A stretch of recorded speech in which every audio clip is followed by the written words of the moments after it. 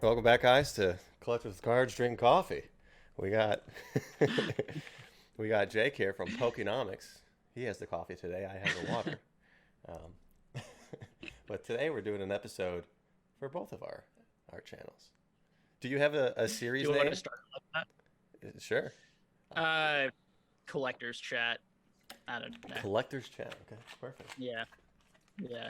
There isn't really a serious name. Okay.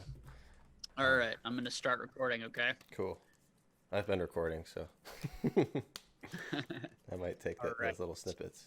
But go So ahead. we're live on my end as well. Perfect.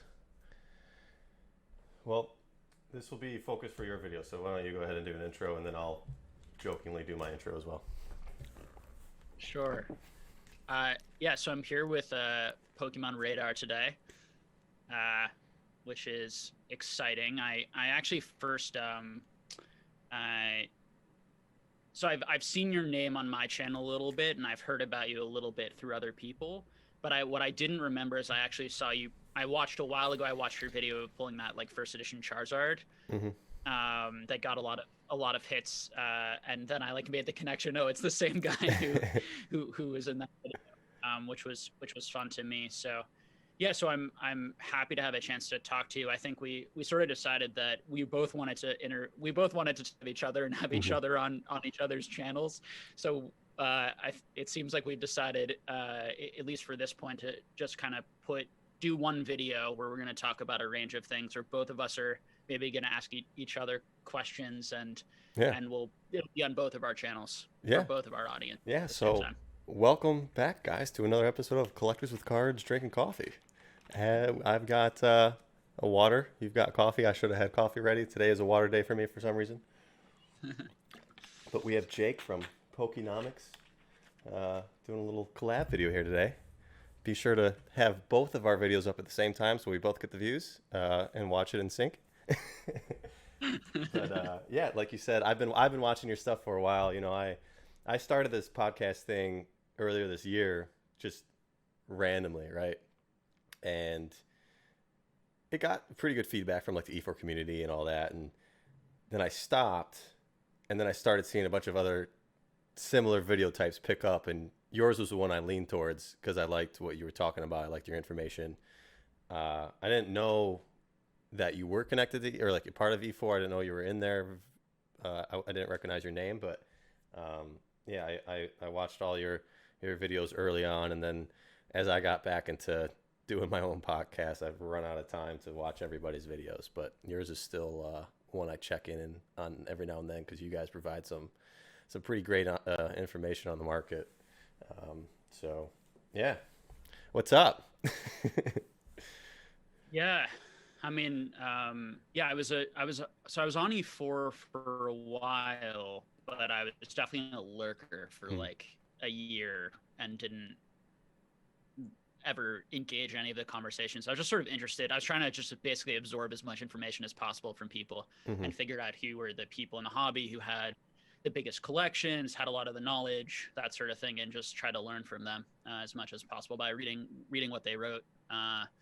And yeah, and then when Raffi and I decided to start this channel, E4 was definitely helpful because it was a community that I had made some connections within that community, but also it was a place where I knew there were a lot of Pokemon collectors there, so I was able to share some of my early videos there. And I think that helps really start the channel and get some, Hmm.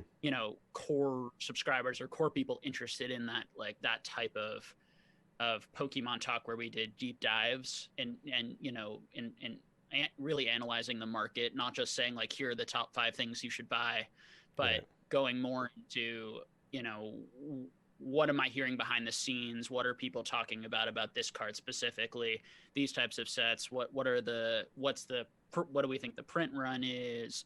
The population. How much do we think is still sealed out there? All the important supply and demand uh, type speculation with as much information as I could possibly gather from as many sources as possible. And I felt like that sort of transparent thing was missing Hmm. from the Pokemon space in a lot of ways, at least. from the videos that I was seeing, and now there's there's a lot more of it. I think Yeah. when I started my channel, there was I think more of a need for my channel than there is now. Although I still think that to be completely honest, but I still think that there's we provide good stuff, and and both Raffi and I really care about the people who watch, and so we're very focused on we're not business, we're not in this to make money or for a business or anything. Mm-hmm. So it in some ways frees us up to focus on like, okay, what is the best quality information that's going to help people meet their collection goals, track down that trophy card that they really want, that sort of thing. So what got you into starting your going down the podcast route or having conversation route, maybe instead of doing more of those I'm going to talk to camera and tell you what you should do type videos? Yeah, no, I was similar getting into E4 as well. I mean, I think everybody is kind of a lurker and taking in as much information as possible, right? And for me, I first focused on and I, even outside of Pokemon, I dive in hard into like weird historic aspects of how things are done or what has happened in people's lives and how they got to the point where they're at. So, at first it started with just scouring through E4 to find all the history I could on Pokemon cards itself, print runs, like you said, discovering trophy cards, discovering these crazy releases, promos, everything that I could take in historically, I really enjoyed. And I got to the point where I took all that in. A lot of it's arbitrary. We don't actually know. WotC never released numbers. And I felt like I hit a wall and couldn't go any further with it. So I said, okay, what's the next historic thing that I could kind of chase and discover? And that was the collectors themselves.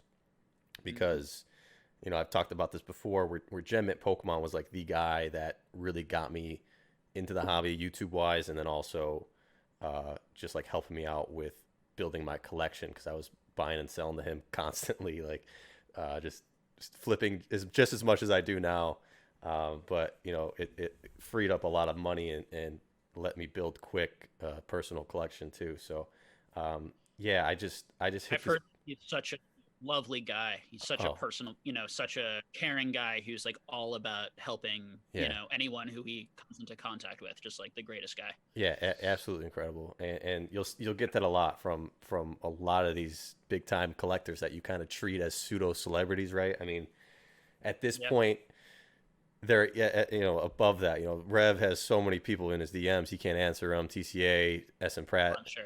They can't respond anymore. But back then in 2015-16, they were able to respond. They were, they had a following, but they had free time. Now they just don't. So, I fell into place with building these relationships. It's something that I've always been good at and truly enjoy is relationships. That's my true passion, I guess, is getting to know people and building organic, genuine relationships. So, I'm friends with everybody at this point, and it's really great that I get to have them on my platform and get to share their story and kind of understand the history of collecting Pokemon cards. So that's the whole drive behind my podcast. I think that's I really resonate with that. Like when I first started my channel, you can a decent amount of my early videos, we sort of did every other one, I believe, for a while, was sort of Raffi and I having conversation about Pokemon, but then trying to bring someone on like Rusty from TCA Gaming and these different I don't know if you've seen our interviews, but we've done a lot of interviews also. And I think that I just wanted to provide the audience kind of more insight onto into these people, into their thought process for people. These are people who have a lot of experience, skill, expertise, connections within the hobby. And I wanted to both learn from them, but also, expose more people to them in sort of a different format than what they might get some of these people obviously have channels and they hear from them a lot on their channels, but I think that if you ask them certain personal questions or specific questions about something that you hadn't heard them talk about on their channel, it can provide value there. Yeah. So and as a personal goal, I wanted to have them all sort of, like, a lot of the people I really respected and admired and look up to sort of interviewed kind of in a, and you may feel this way too, but it's like, it's something that, like, I feel like I accomplished, like Raffi and I accomplished, which was spending the time, tracking down, engaging, and interviewing all these like great Pokemon people during what I thought was a very important, crucial, kind of crazy time in the hobby, and I think will be a historic time in the hobby, and to hear what they have to say about it, sort of as it's unfolding. Yeah, there's definitely a little bit of selfish intent on my end of wanting to just sit down and talk with these guys, pick their brains, but also create this content that I can look back on and remember this moment from, in the future. Like, just like you said, it is a crazy time. I mean, I can even go back now a little bit to my podcast earlier in the year, and just before the whole boom here, and yeah, it's just amazing how quickly it changed. So it's nice to start getting timestamps on Pokemon collecting, so we can look back and have more knowledge out there for people who keep on joining the hobby, because it's going to continue growing and growing. So the more information we can get out, the safer I think we'll be from any excessive ups and downs, if people are willing to take the time to learn. Yeah, and I think it'll be so interesting to look back at these videos. I'm with you. I love history. I love the history of the hobby, the history of the people in the hobby, hearing about the stories of the cards, but also the people. And so this will be part of that too. Yeah. This period and these YouTube channels, and it'll be interesting to look back, 5, 6, 10 years on these things on the internet, and see, how right, how wrong people were, how much of a sense we had it. And I think that's the best way to learn, is by actually doing things, sharing opinions, and then reflecting on them later type of. Before we started recording, we started talking about most of the other things outside of Pokemon, but I think we should talk about Pokemon first. Sure. What's kind of your general structure here with your talks? Do you want to talk more about what's happening now? You want to get a little bit of history in from myself? I want to be sure that we go back and forth here. Yeah. Well, do you have a I mean, I can ask a couple questions for you. You can ask them back to me if you'd like. I mean, I think the big news right now, and maybe we can just start with this, is the potential sort of retraces we're seeing and trying to make sense of what's happening right now. And I'd be interesting to get your perspective on that. My feeling is generally that I don't know what was shill bid and what wasn't in a lot of this stuff. So when I see big prices going down, part of me is also like, maybe the other prices were never, or they weren't that deep for that, and really this was, most of the market was at this. I think there's it's interesting how quick people jump to conclusions when a new card is sold at a really high price, that is now the new price, and then when a card is sold at a lower price, that is now the lower price. And I think it has to do with how emotional and unstable the market is, and the fact that these are all such new prices that there isn't like you can ask anyone and they wouldn't be confident in what I offer for a card right now, or like like what is a fair value right now for things. It's just very challenging. So what is your feeling? But that being said, there does seem to be a trend right now across early vintage WotC, to start there, where we're seeing 30 to 50 to 60% retraces for a number of cards, not all cards. Other cards are setting new high prices, like the Lugia PSA 10 first edition. So there's interesting things happening. But what's your take on all of that? And then as a person who's a business, Hmm. I guess a follow-up question off of that would be, how are you managing to sell and be liquid in this sort of what I think is a very difficult environment to transact and do business in because of the chaos? And what's Hmm. that sort of process like?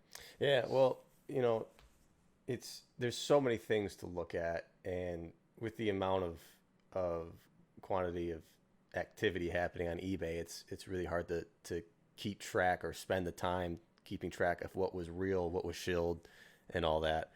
Um, I mean, just looking back at it, watching base set, sealed boxes, and Charizards, there was a solid growth line that you saw sales hitting new marks over and over and over. So to me, at least for those, things were actually happening, things were actually selling, people were paying for it.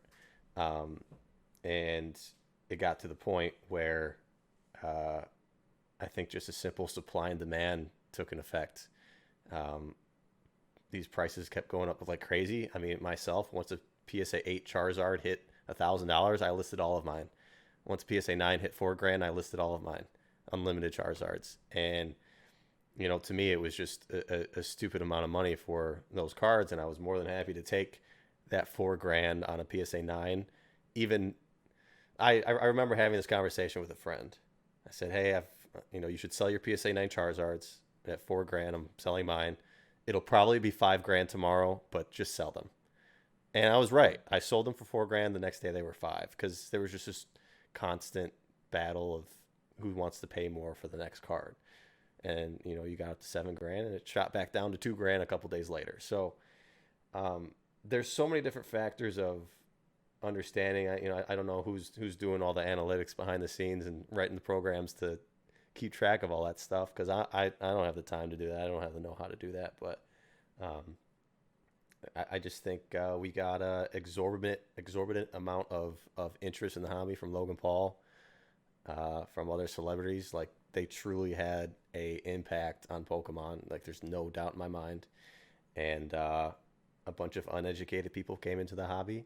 They didn't spend the time to look at price history, and they had a fear of missing out, and they just bought.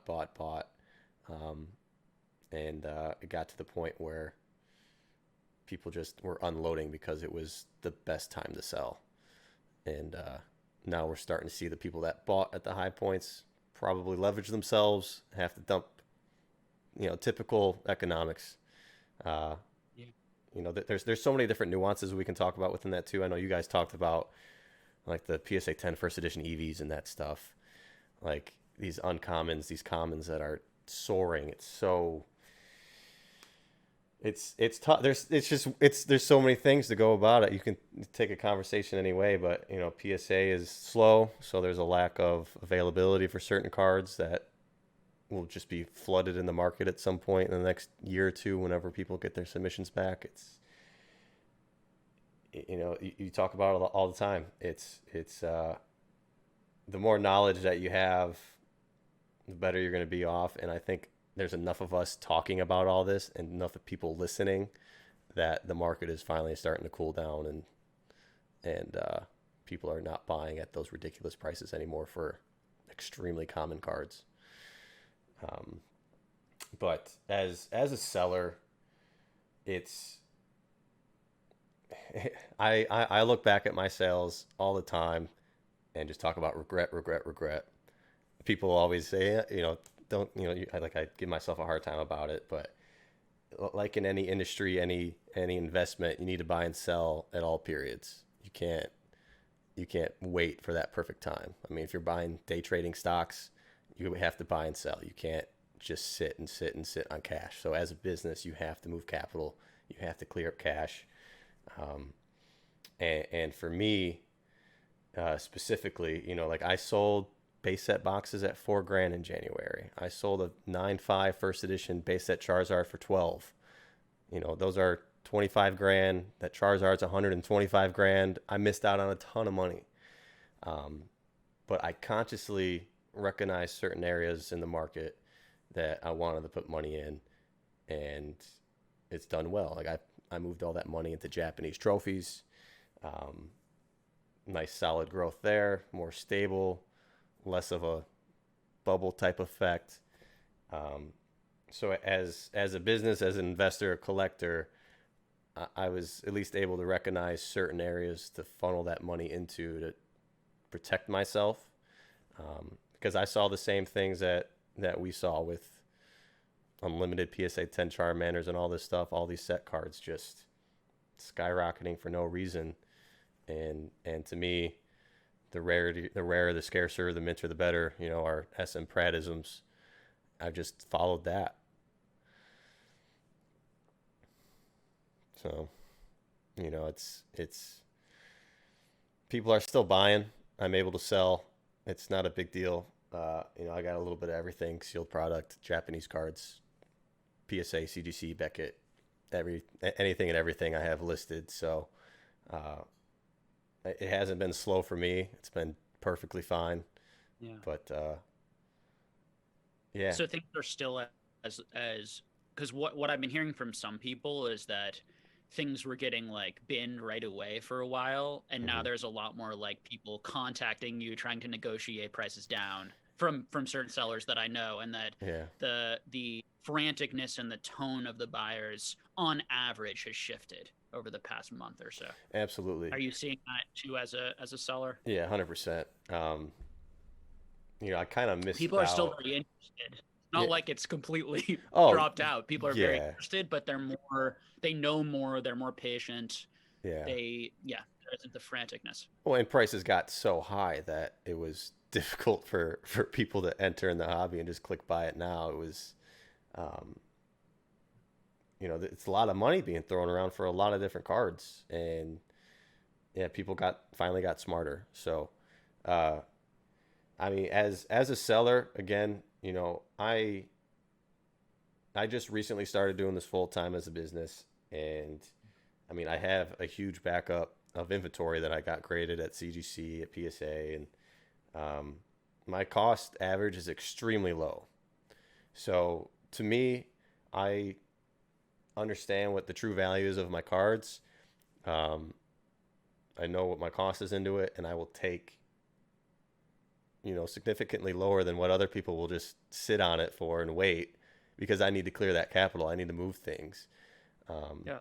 you know, it's not like I'm dumping things, but I'm taking a fair market price. A lot of people are still asking that 2 month in the future price because of how the market's been going crazy. I'm okay with taking today's market and moving on. I think one of the key points that I was talking about on my channel a lot is to try to differentiate the different players in the market and their effect on the market. And so you have people who their cash flow comes from selling Pokemon cards. So in order to buy new Pokemon cards, they need to sell Pokemon cards, and you know they're you know someone like you. It sounds like your business model is built around margins. So Yeah. buying low, selling high, basically. hmm And there are certain things that you probably have a plan to hold for a very long time, or you have a price and a long-term goal for the price you're looking for. And hmm then you have other items that are probably a lot more common that you're looking to buy a lot of, and maybe not make as big of a margin on, but turn them over quite quickly. Yeah. And Yeah. A lot of strategy involved. yeah, Um, and I think that so you have that type of thing going on in the market, and you have businesses who need to sell more than other businesses depending on the amount of cash that they have, and do they have other work that's supporting their lifestyle, those sorts of things. And right. then you have people like me who, like, I don't ever need to sell because my cash flow doesn't come from Pokemon, it comes from my job, hmm my job outside of Pokemon, and my dividends and stocks and other sorts of things. And so there's that part of the market, and then there's then I think that there are a bunch of new people who came in who are leveraging themselves on credit, trying to basically get rich quick and double and triple their money quickly in a very short amount of time hmm in the market as well. And so I think that you had increases in all three Oh yeah. of those all three of those categories always existed, but all three of them increased. You hmm had people who rediscover their love for Pokemon, who are the exact same as me, who have cash flow coming in from other places and were able to spend a lot of money on cards that they wanted to hold in their collections. You had new businesses starting, that were sophisticated and were trying to build for the long run, like someone like you. And then you had people come in who were really, it was a I'm going to do this for a few months maybe, or 6 months or whatever, and I'm going to try to make as much of a killing or as much money as I possibly can, all affecting the market at once. And I think that so much of my concern about the stability in prices was the lack of like awareness, in my opinion, that was happening, and that all three of those things were happening, and this feeling that it was just being driven up by collectors the entire time, and that no one would ever sell a card lower than, and I was getting this stuff on a daily basis and hearing this stuff out there a lot, and that's what made me sure that we would we wouldn't even need new supply to have a correction.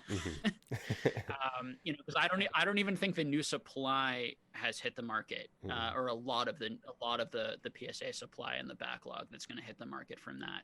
So it's going to be interesting to see how this all levels out. As a business, are you worried? Are you anxious about it? What do you think the staying power of Pokemon is going to be? You think a lot of people are going to have a bad experience right now and leave the hobby? It's all speculation, but what are your feelings? Yeah, it's definitely worrisome. I've thankfully, before taking this leap, positioned myself to be okay if something like that does happen for a certain amount of time. And again, I put a hefty amount of the, I guess, inventory into these Japanese trophy cards, these truly rare cards that aren't going to be affected as badly as the general business that you'll see out there. Vintage set cards, I'm not buying. I'm not touching those things. I'll buy sealed products still. I think sealed products is always going to be doing all right. We've seen a little bit of a retrace there, but at the rate that those things are being opened now, the more breakers coming out, myself finally doing some more breaks, but the amount is just dwindling, and the price will just continue to go up on those steadily. I always treat sealed product as the mutual funds, the ETFs. That's the safe investment on my end with Pokemon. I'm more than happy to throw money in there every now and then. But buying PSA set WotC scares the hell out of me. I'm paying attention to little market things here and there. Like I picked up some gold stars because I see some hype being driven behind there, and the Neo sets are definitely going to come around and have a similar, I think, graph that base set and Jungle and Fossil did. So. The Neos outperformed base set before. So what's interesting is that the way it happened, the way it moved, was that Neo, before the COVID period, had a humongous spike, and base set first edition didn't move at all for years. In fact, it went down, particularly your rares and commons and uncommons. Yeah.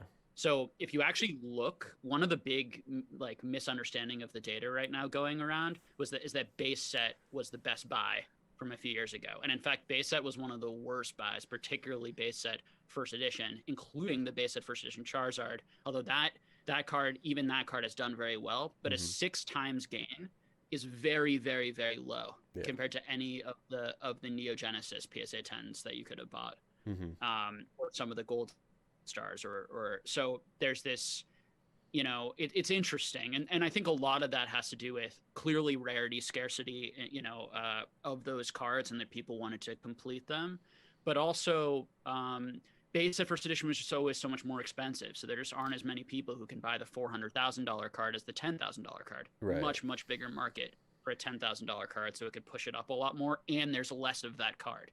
So the market cap on absorbing 121 $400,000 cards versus 15 of a $10,000 card. It's just much easier for a market to absorb and push that up. Right. So these were all things that I was thinking about and talking about when I got into the hobby early. Not that early, but 3 years ago, at a very lucky good time compared to now. but I bring it up because it's interesting. One thing I think we're sorely missing, and I think you sort of pointed to this earlier or brought it up, is like we need a place that tracks this for all of us that we pay $20 a month. That's amazing. Yeah. So that we don't have to like hold this information in our heads. Right. I mean, it's and I know some people working on it, and we'll see how good it is, and if it's good, I will certainly promote them free of charge type of thing. But these narratives and these stories get crafted around what's moved up the most, what's been the best buy, this or that, and it's extremely misleading and extremely incomplete. Trophy cards have not moved up very much at all compared to the, certain cards have moved up quite a bit, like the Master Scroll has been an unbelievable winner the last couple of years. But which isn't, in my opinion, a true trophy card. That's another thing. I just got one. I just got one. But that's like a faux trophy card. Yeah. If we're gonna call the fan club card trophies too, then that's a trophy too. It's the top of the fan club, Daisuke Club. It's the number one. It's the rarest. It's the rarest. That's for sure. We do know that. Yeah. But that's how trophy cards will always be, because of the lack of sales data, the lack of awareness, and the lack of availability. It's just always going to be a slow mover in comparison to anything like that. And like you said, just the simple fact of the price point going up 10x is a lot more difficult for a $10,000 card than it is for a dollar card. So percentage wise, I think trophies will always lack behind everyone else, which I'm completely okay with. I mean, I don't want those cards to go up to $1 million yet, because I still have a few I need to buy. Of course I'm flipping some, but I'm also buying some to keep. Yeah.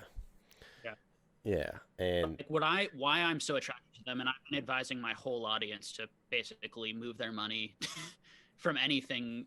If they really want to invest, basically do exactly what you did, which is sell first all of your unlimited hollows immediately. A month ago, that was the clearest, most ridiculous, thing, particularly your non-10s, right? Because the 10s are actually very difficult to get, and there just aren't going to be a lot more of them, open up out of packs because the booster boxes are so expensive. But the trophies, the thing about the trophies, and this also was why I speculated so much on the fact that there were just so many new people that just seemed to have so much exuberance and so much money for set cards. And it was so weird. Like, it's hard for me to get into the mindset of, like, you jump into a hobby and you spend $50,000, $100,000, $200,000 on things you didn't know existed like 3 weeks earlier. It's this really interesting thing, but I really believe that's how irrational and immature the market was. And instead of doing research on the trophies and realizing the rarity and history, realizing the rarity and history of the trophies, people were hearing from influencers and hearing from other people, and there was an echo chamber that the cards that the best cards to get were like the PSA 10 first edition hollows from base set, when I don't know a single collector who's been in it as long as even me, truthfully, who would prefer those cards to the trophies, because they get boring. I mean, they're very common, so you can get them at lower grades very easily. And the trophy cards are once in a lifetime type items that most of them you'll never see. Right. And I think that for people who really love the history and are going to be here the long term, they're all going to want those cards, and there aren't enough of them to go around. So I think in the long run, those cards are going to be the ones that not only are the most stable because of that, they just will not. It's be so difficult for any of them to retrace, I think, because the people who own them have money, and they love them so much. They're so connected. They're so special. They're so unique. And the people that have them now, a lot of them are collectors, and the money that they have most kind of came from Pokemon. So when they sell it at these crazy prices that they deserve, they're not going to buy them back. Yeah. They're not CEOs. They don't, a lot of them aren't CEOs or have, their own business that they sold for $10 million to spend that type of money on a Pokemon card because it's not coming in like that every year. They don't have a salary like that. They built Yeah. their, I mean, there's a few of them that could buy and sell, but like myself, my Trophy King, if I sold that thing, I'll never get another one. Yeah. Never. But yeah, we both had Gotta Catch 'Em All on our shows here, and Yeah. Dan, and he really put that in perspective for me when he said, like, I think I had just bought the Play Promo Umbreon for 20 grand, which I already sold, but I had that. And he was like, would you rather spend 20 grand on that, or would you have 20 first edition PSA 10 EVs? And it's the clearest answer to anybody in the hobby what to pick. So I think there was a correction for both ways that they had to go, and I may have pushed that Umbreon up a little bit with the sale I made, but yeah, the EVs were definitely very deserving to move down. Yeah, the play promos are interesting because they're so rare, but they're reprints of the, they have the same English art, the same art as the English Gold Stars, even though the English Gold Stars are extremely hard. Well, to, the Umbreon and Espeon are hollows. The English ones are not. That is a great point. So that just those two specifically sets them apart. And of course the availability of them, because you have the Play Promo Jolteon, Vaporeon, Flareon as well, but those are holographic in English. Yes, they're holographic. They came from the sets. Yeah, from the Power Keepers. Yeah. So that's one thing that really, thankfully, sets those two cards apart. Which very true. Speaking of trophy cards, there's so many, and I listened to your last one about the Unicarp. I feel the exact same way that you do. I've always felt the same way. It's like it's a non-holo. I just don't get it. I don't get it. Yeah. I mean, I am not. I would say that I really like non-holo cards too.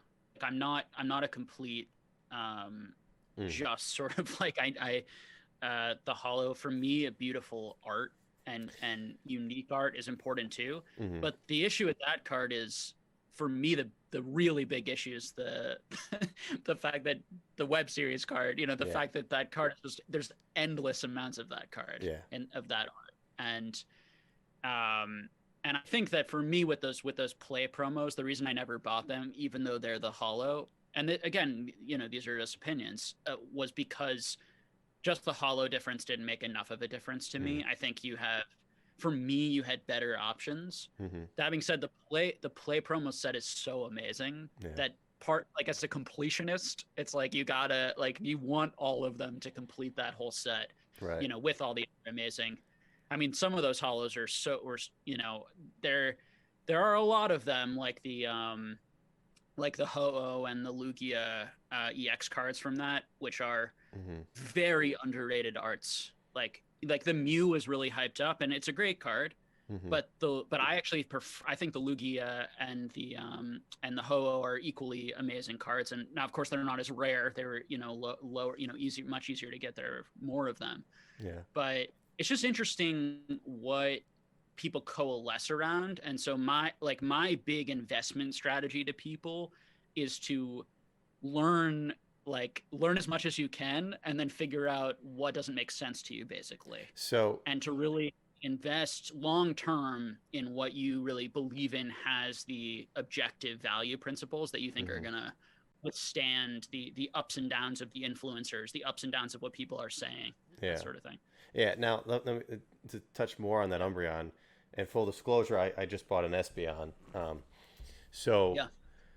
To me, it was just a no-brainer. And honestly, I probably made the wrong decision flipping it. I think long-term, those two cards are going to do incredible. Because, I mean, there are cult collectors for Eeveelutions.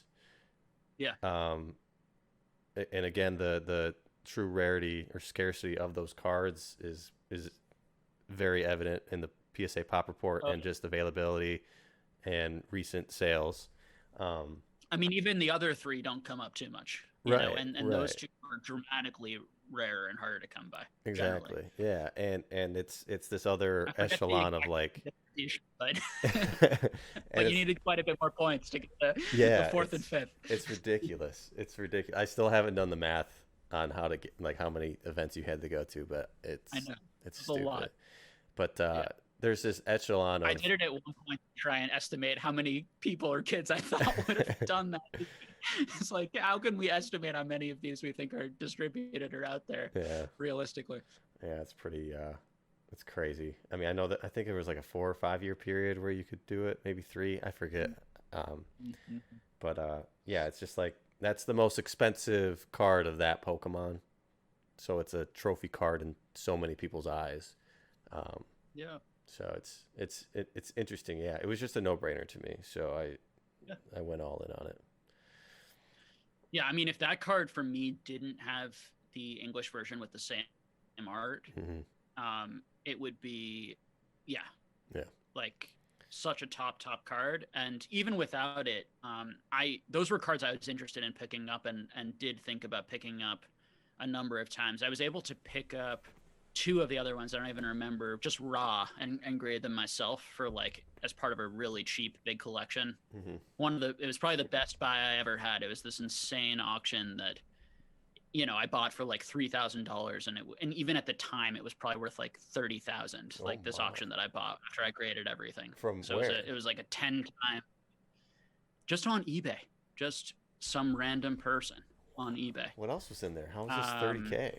oh my gosh, yeah, it was insane. So I think it had about 15 gold stars that all came back Gem Mint 10 or nines and tens, mostly 10, all Japanese. Hmm.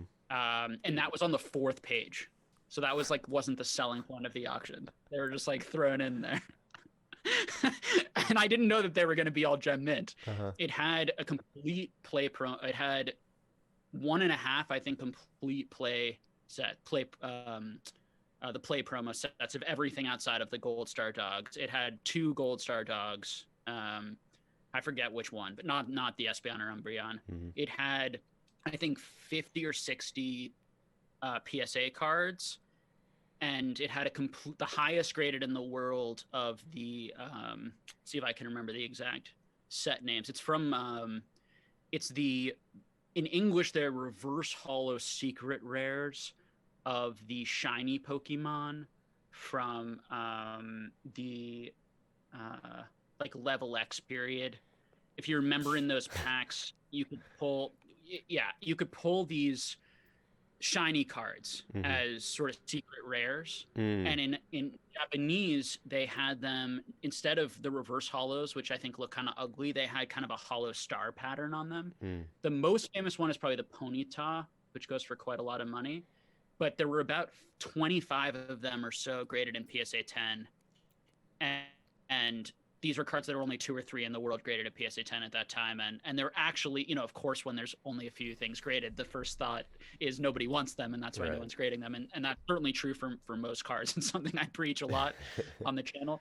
But in this case, I actually really believe that they are extremely hard to grade, extremely rare and scarce. And those cards are actually going, even at the time, were going for $300. They weren't selling that much, and now they're probably some of them. I have the only PSA 10 in the world of a couple of those cards from that set. That's cool.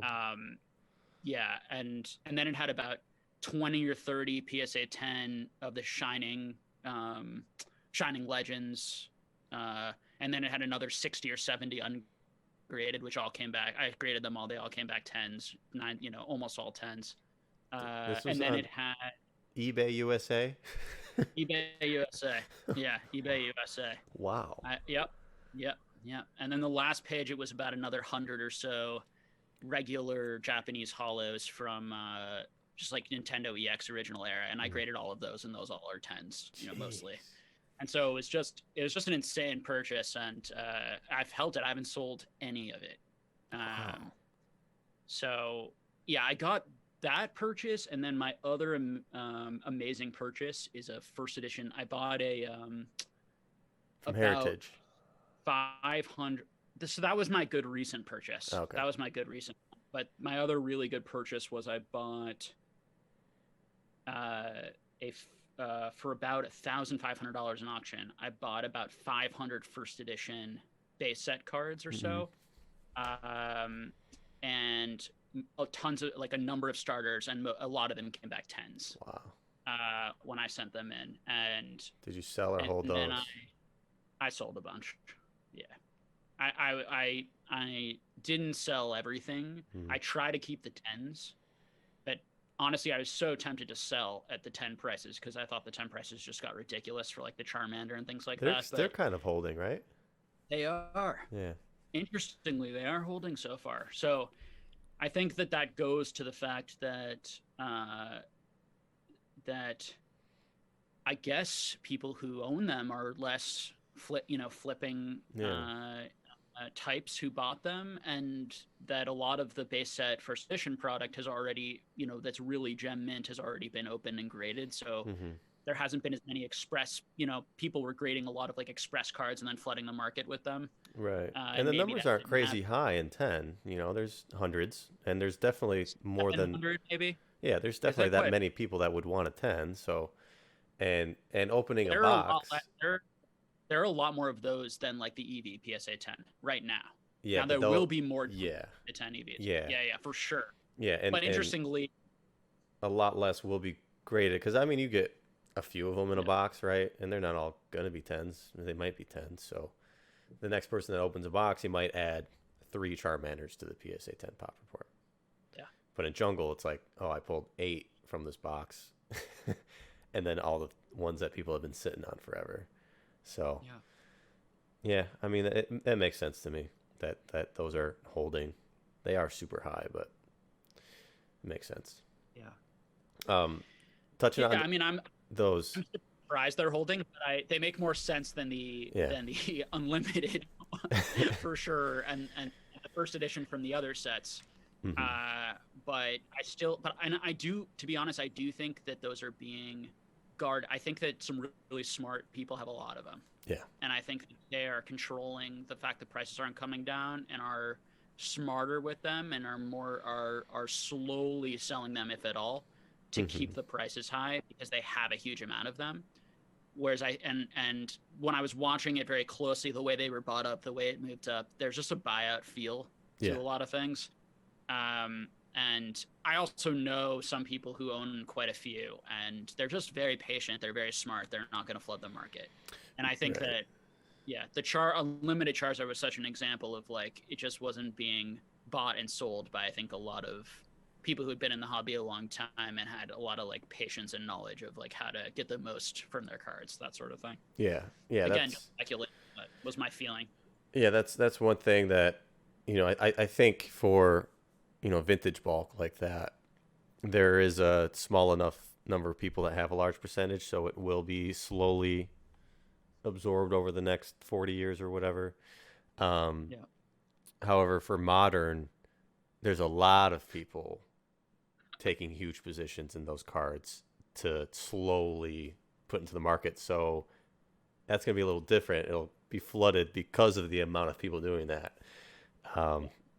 I sit in a Discord chat, and literally every single person in that chat is doing the same thing.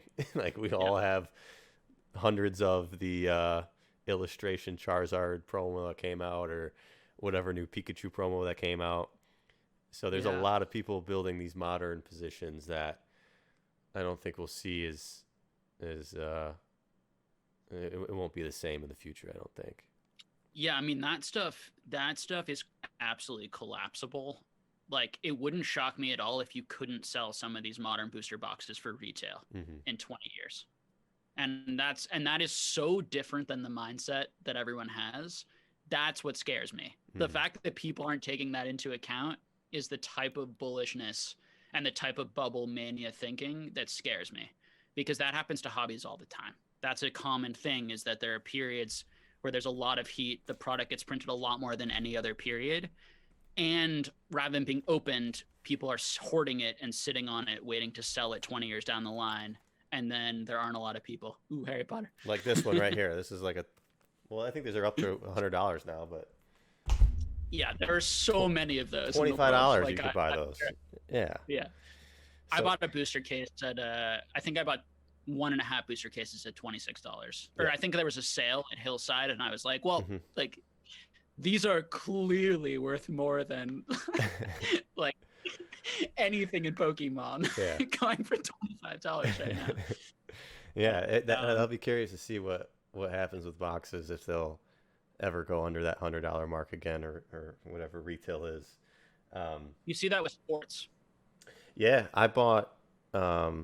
I tried to get into sports a little bit, and it was just stagnant money, unfortunately. But um, yeah, sports is a little different though. They produce so many sets each year of the same content, basically. So it's a little tricky, a little different.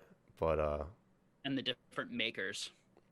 well, It adds it's more yeah. product into the I market. mean, in that world, people are very well aware of which makers for which sports. Like basketball is Panini, Yeah. um, football is Panini, baseball is typically Bowman, but there's a lot of Yeah. Topps product that people love. Um, so all the like Don Russ and Optic and other stuff like that, does fine, but when it comes out, but goes down pretty quick moving forward. So I think part of what crashed the 90s though was because there wasn't that then as much, mhm. and there was so much of every. It was such there was such mania that so like everyone was collecting like everything. Like when I like look at my old basketball cards, I have like Z score, like Upper Oh Deck. yeah, I I remember have Z like scores. five, Yeah, 7, 8, right? Different brands. yeah. And a similar thing happened with comics, where there were all these alternate arts and all these different like variations of covers like over and over from different people from different groups. Hmm. And I think that what Pokemon can really do to protect that is the fact that they just own it and that they're very careful with not printing a lot of other types of Pokemon light type card product. Hmm. Do you disagree with that? Well, let me state first that I think Pokemon's doing an incredible job right now with meeting collector needs as well as the player needs. Um, but just the selfishness of me, I really, really want a numbered top set to come out of Pokemon. And I know that will just be strictly just pushed like crazy as a insane collectible, one of one Charizard or whatever, refractors and all that. It would just be so much fun to try to collect. It'll never happen. Yeah. But yeah, I agree with you that Pokemon is so tight with their IP that Yeah. they are protecting themselves pretty well in that aspect. Yeah, it's just gonna make it. Although what I tell people is that you have to think that all of these sets are gonna be competing with each other Hmm. for money in the future, and there are gonna be so many more sets, and they're gonna be competing with the modern sets. So are people gonna want to be paying $500, $600 for a box, or are they just gonna buy the new modern set at $80? People who Right. think their boxes are gonna go up that much, and so it's like you have to understand what is going to differentiate these things Hmm. from like the crazy new shiny whatever thing that they're doing Yeah. in 10 20 years from now. And that's just a pattern we've seen in lots of other card collectibles. We were talking about Dragon Ball Z, we were talking about Panini. It's like you Yeah. see like things can suddenly shift and everyone thinks they're a genius when they're making money. Yeah. but but really like these markets can be very fickle, and when you have lots and lots of people starting all these LGSs, applying for distribution, like all this stuff going on right now, Hmm. there's gonna need to be like a huge sustained demand. Now Pokemon may deliver Yeah. and keep the print quantity low enough that it maintains that balance between like bringing new collectors in, so the scalpers aren't taking all the boxes from the kids, Right. but not like flooding it too much that it like kills the secondary market. It'll be interesting, and that's all like I think anyone's guess. Right. And I talked to PokeRiff about this. I'm having the Yeah. podcast come out here soon with him, but I still have yet to get my distribution license. I'm scared to, because I don't know how heavily I would dive into that. And I do so well with vintage, and I understand it so much better of where to make money that it's hard to allocate money anywhere else. But I think modern is super strong, and it'll continue to be strong. But what do we really know about the limitations on printing and logistics? With the amount of people that are applying to be distributors, individuals. I know some distributors have kind of stopped taking applications, um, but once this whole lockdown stuff is over and we're back to whatever normal is, and people are putting in these stupid orders because they know they're getting allocated, will Pokemon meet those ridiculous orders, and will people be able to survive? Like, people are putting in thousand case orders for whatever new set that comes out. What if Pokemon was somehow able to meet that demand once all of this cleared up, and those people have to pay for 1,000 cases and they can't sell them because there's so much of it? So that's one thing that scares me. That I don't really know. I don't know what's going on with their manufacturing, their print lines and logistics, if it actually is slow. Um, Yeah. but that's just one No one concern that seems I to have. have an answer Yeah. that I've talked to.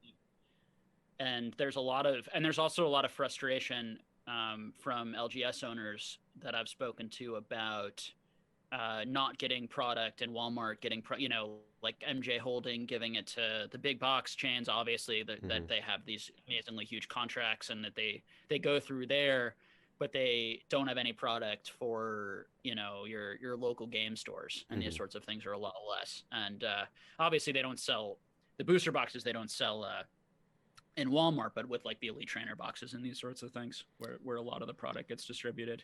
Right. But it's creating these weird environments where like it's just prime for scalpers, Yeah. because there's this bottleneck that it's like forcibly being sold low at Walmart, Hmm. and that's hurting like everyone except Hmm. for the scalpers who randomly show up and get there in time and grab a ton and then flip Right. it, Well, there's a lot of a lot. cahoots going on there. People paying off the stock people to Sure. give them all the stuff too. So it's a tough situation, and those distributors can't give up their contracts with the big box stores because they need them. They'll be around forever, um, Yeah. versus the little guys. But segueing into Dragon Ball Z, because I really want to talk about Dragon Ball Z, the whole Me too. Panini, that whole Panini era of Dragon Ball Z was really unknown to me, but I remember finding Dragon Ball Z on the shelves at Target, and I bought some, opened it, and realized that the cards were basically reprints of the Score sagas, or print runs back in the early 2000s, which I collected as a kid. Now, Pokemon Radar, this is Dragon Ball Radar. That's where the logo came from. Like, Dragon Ball Z is my number one thing. I love it more than Pokemon. Um, like, I still rewatch episodes. Like, people rewatch The Office. I rewatch Dragon Ball Z. Um, I love it. And so I discovered the Panini series sets, and I just felt like collecting, opening, having fun because it was cheap, putting together binder sets. So I was buying cases to get the ultra rares and try to do whole like reverse foil or foil sets, and then selling off extras. And I was able to keep cost fairly low. And then one day they released the like Cell Saga set basically from Hmm. back in the day. This is the old one, and I was like, all right, I'm buying two Called cases of this. Perfection. Huh? Perfection. Yes, That's perfection. the Yeah, Nini one. yeah, and there was a ultra rare of like Goku and Gohan doing the Kamehameha, and I was like, all right, I'm buying two cases, and I'm gonna sit on them. And then when that came out, that card actually started selling for like $250, $300. So I was like, okay, I'm gonna find as many as possible and sell them.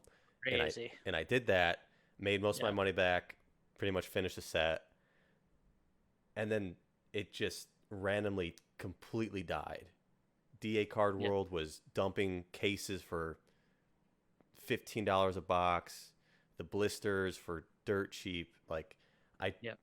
I'm guessing they lost the license to whoever was starting to do Dragon Ball Super. I don't know who does Yeah. Dragon Ball Super, but Yeah, it just randomly Yeah, I died. read something about it, but I'm blanking on the exact. Yeah, Um, so yeah, anything can like just happen in the blink of an eye. I mean, there was no there was no competitive market for that card game. There was no not really any collector market, I guess. But I mean, to me, I'm biased with Dragon Ball Z. I mean, I have a pretty big vintage collection, but like I love it, and I know it's huge in Japan. I know it's pretty big for most people our age. Like we all know what it is. Watch the show. It just still surprises me that Dragon Ball Z hasn't really like taken off. But it's yeah, nice to have with Pokemon being so expensive now. yeah. I mean, my feeling is that so there's this idea that these things, no one's gonna want these things because they didn't collect it as a kid. Hmm. And the reason that everyone loves Pokemon cards or vintage Pokemon cards is because they had that exact card as a kid. I don't really agree with that. I actually think we're more connected to the concept of it, and it's a bit of a looser nostalgia than it is like I have nostalgia for that exact card. Now there clearly is also a connection to exact cards, but I think when you see Dragon Ball Z characters, if you watch that show, there's a nostalgia and a connection and a coolness. Yeah. So those are some of the score. So for those of you guys that don't know Dragon Ball Z cards, the score cards are quite difficult to find, and there are different rarity levels. Hmm. Those are ultra rares. The Yep. 6 stars. Yep. So on the Dragon Ball, they have different I don't know if I rarity can levels, and probably maybe I'll do can't a video on this on the channel at some point. probably can't see it, but um, Yeah. yeah, And I'm still learning right now in the process of learning what are the because there were also like tournament cards. There were like 7 star cards that were very rare, given out to just like the championships and trophy cards. Victorious, a Toys. top 16 card here. Yeah. Um, well, yeah. Speaking of nostalgic attachment to Yeah. this stuff, when you think of Dragon Ball Z, you think of the anime, and a lot of Yeah. us watched it. A lot of us joke around and meme about it. You know, the powering up for 3 episodes. Um, Yeah. and the cool thing about these cards is they're snapshots from the actual anime. So, like, I remember this exact moment. I remember these Yeah. exact moments of these cards. You know, I love that there's this unique artwork and different artworks from people in Pokemon, but this has a direct attachment to the show, and that's exactly what I loved growing up. So, Mm, for me, yeah, the nostalgic hits so hard when I look at these cards. mm, And that's something that I yeah. don't know if people have put together yet, like I have, but maybe it'll Yeah. click. Um, but yeah, there's just so I many. think that they just don't know about him. I think Yeah. that I think that there's a card. I do agree with Gary V in one place, which is that clearly there is a cards were really big. I think for a lot of people of our generation, Hmm. when collecting basketball cards, sports cards, and baseball cards and Pokemon cards were the main ones, but also Yu-Gi-Oh and some other things that they collect, Digimon, some people. And I do think that people are rediscovering their love of collecting and collecting cards. Hmm. And so I think Pokemon started it. And I think that a lot of the attention and heat went to Pokemon. Yeah. And that is going to filter around. And so I do believe in these other things. I think that these things are investable. Yeah. I mean, These old, particularly the sealed product, because the sealed product seems to be extremely rare, particularly the first edition score boxes they're limited.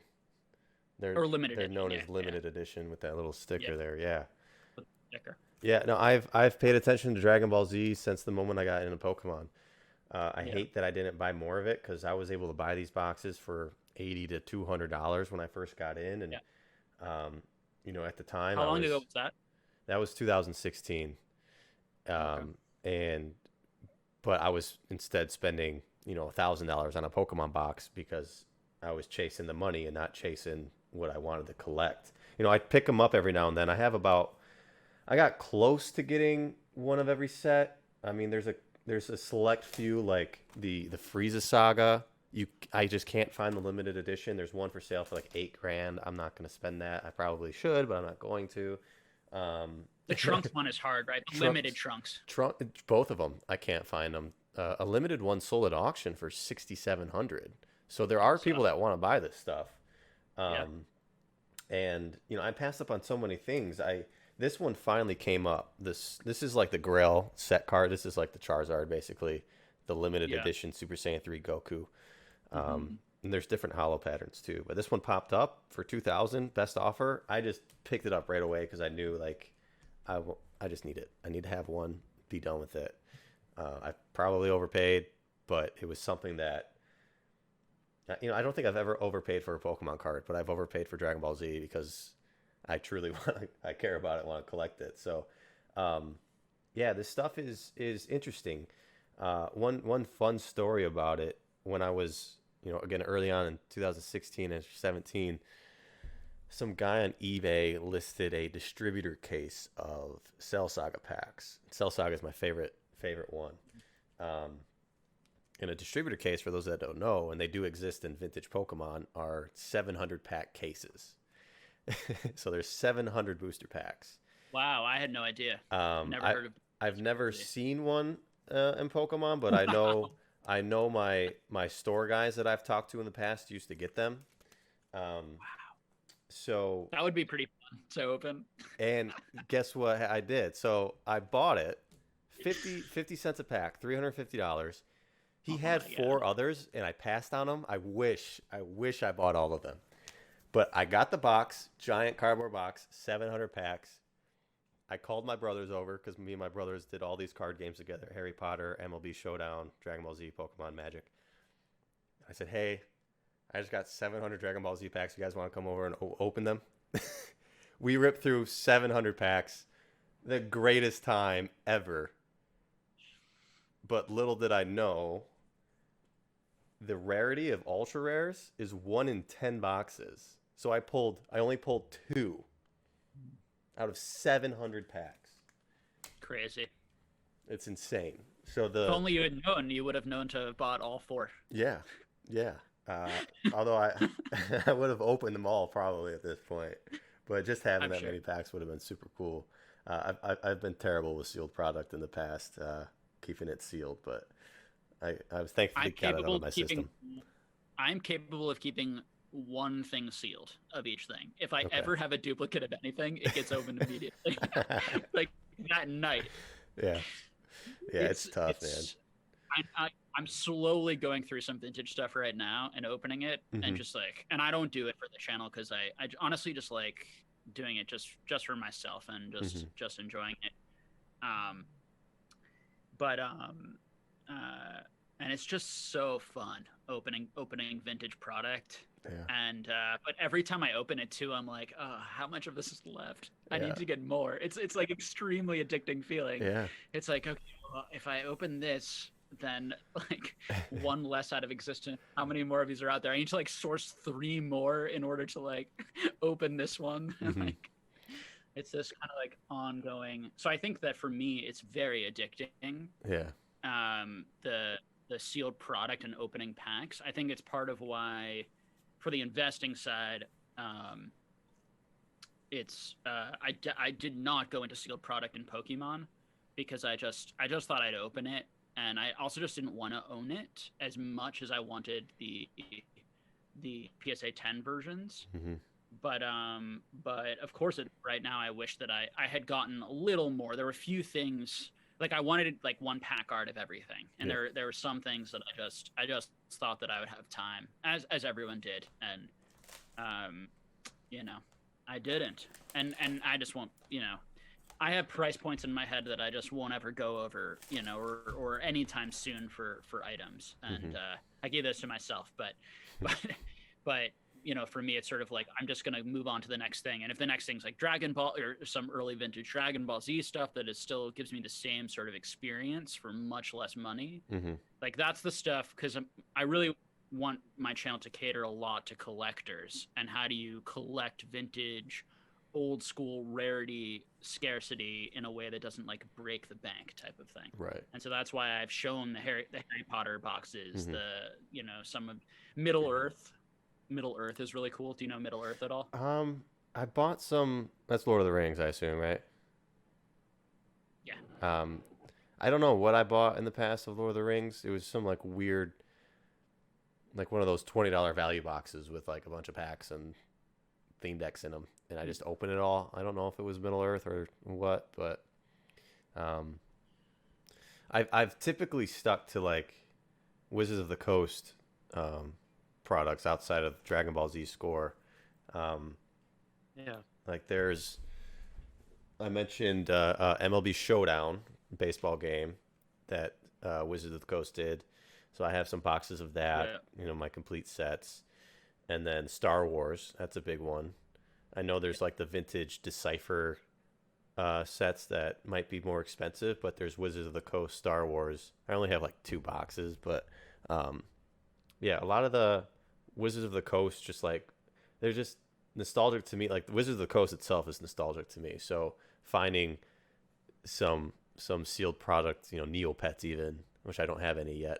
I'm looking for some, but it's just weird that I am attracted to that logo. Yeah. Doesn't seem weird at all to me. No. Okay. Are Makes you buying any makes Dragon perfect Ball sense Z? that yeah, so I wish that I had like I literally just started like 2 weeks ago, to be completely honest with you, Yeah. on the score stuff. Mm-hmm. So I started with Panini because I did a bunch of research and I said, okay, well, Panini is a really unbelievable, like for the value and the fun that you get of opening it. Mm-hmm. I was buying packs for like 25 cents, Yeah. that type of thing. And just buying it in large bulk, cracking it, building out the binders of each set, trying to get all the in the Panini sets. There are it's as you said, it's the exact same or very very similar to Score in a lot of ways. Other than and maybe I don't quite know this yet, but do they don't have copies of like a lot of the ultra rares in Panini? They're different, right? Um, Or are there all copies in the later sets? Because I haven't really explored. the I haven't yet opened I haven't yet opened Awakening. Okay. The ultra rares I believe are different.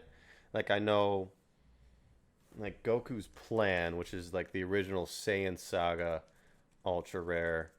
I know they like reprinted Yeah. this art in just like a 3-star uncommon, I think, in one of those. So they mix Heroes them and up. Villains. Yeah, But yeah, the I think. or is that yeah. Yeah, that's right. I think so I but yeah, think just because I opened a bunch of Heroes and Villains, and I think I pulled that from that. But I've opened yeah. so much from that. I Yeah, forget. and the ultra rares are easier to pull. It's not 1 in 10 boxes. I think it's one per box or so, if I remember I think correctly. pulled. I pulled less than one per box. Okay. Yeah.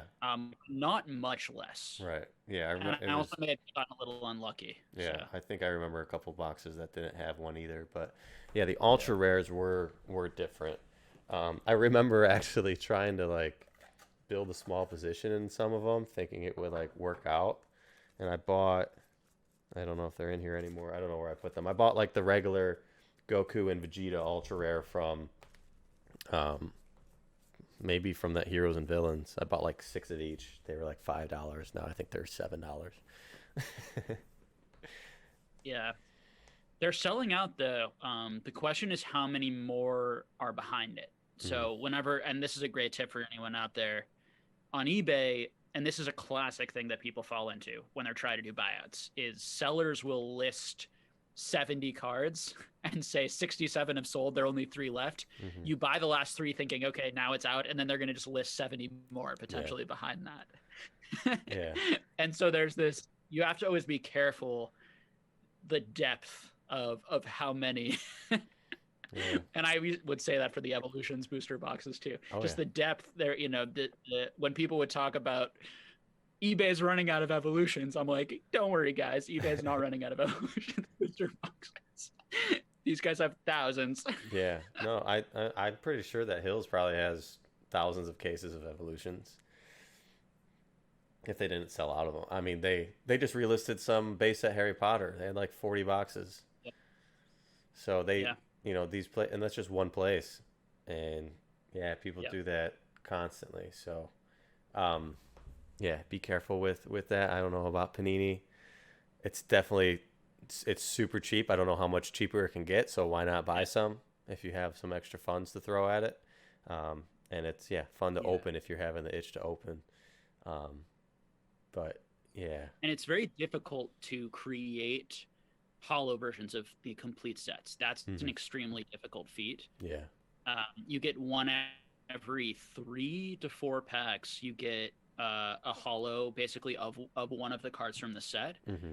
But there are like 140 cards in the set, and you need to get each one in hollow, and you're going to get lots of doubles as you open. So Yeah. you would have to open like Cases. thousands, or like over 1,000 packs, Yeah. in order to have a chance of getting like almost complete. Now Hmm. you can also probably go online and try to source, and buy them down separately. That's But no fun. I think that is an interesting. What? That's no Yeah, fun it's to not do. fun. Yeah. Yeah. And so I do think because of that, I actually could see people doing at these prices. I could see the supply is, depending on how endless it is. I Hmm. actually think a lot of people are going to be opening it because it's so fun. Yeah. And I think that if people get back into Dragon Ball Z, basically what happens is now people start buying it, they start opening it, which does actually reduce the endless supply eventually, Hmm. and might raise the prices on all of these things. So I do think that there's potential, particularly if Dragon Ball Z and Dragon Ball Super, continues to do well somewhere down the line for this stuff.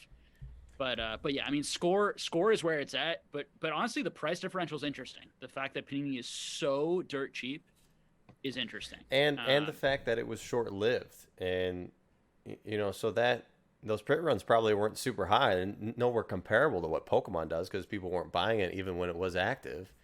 Um, Yeah. so yeah, it was very short lived, and now that I think of it, when everything died, it was that Awakening set, and that Awakening set was sweet.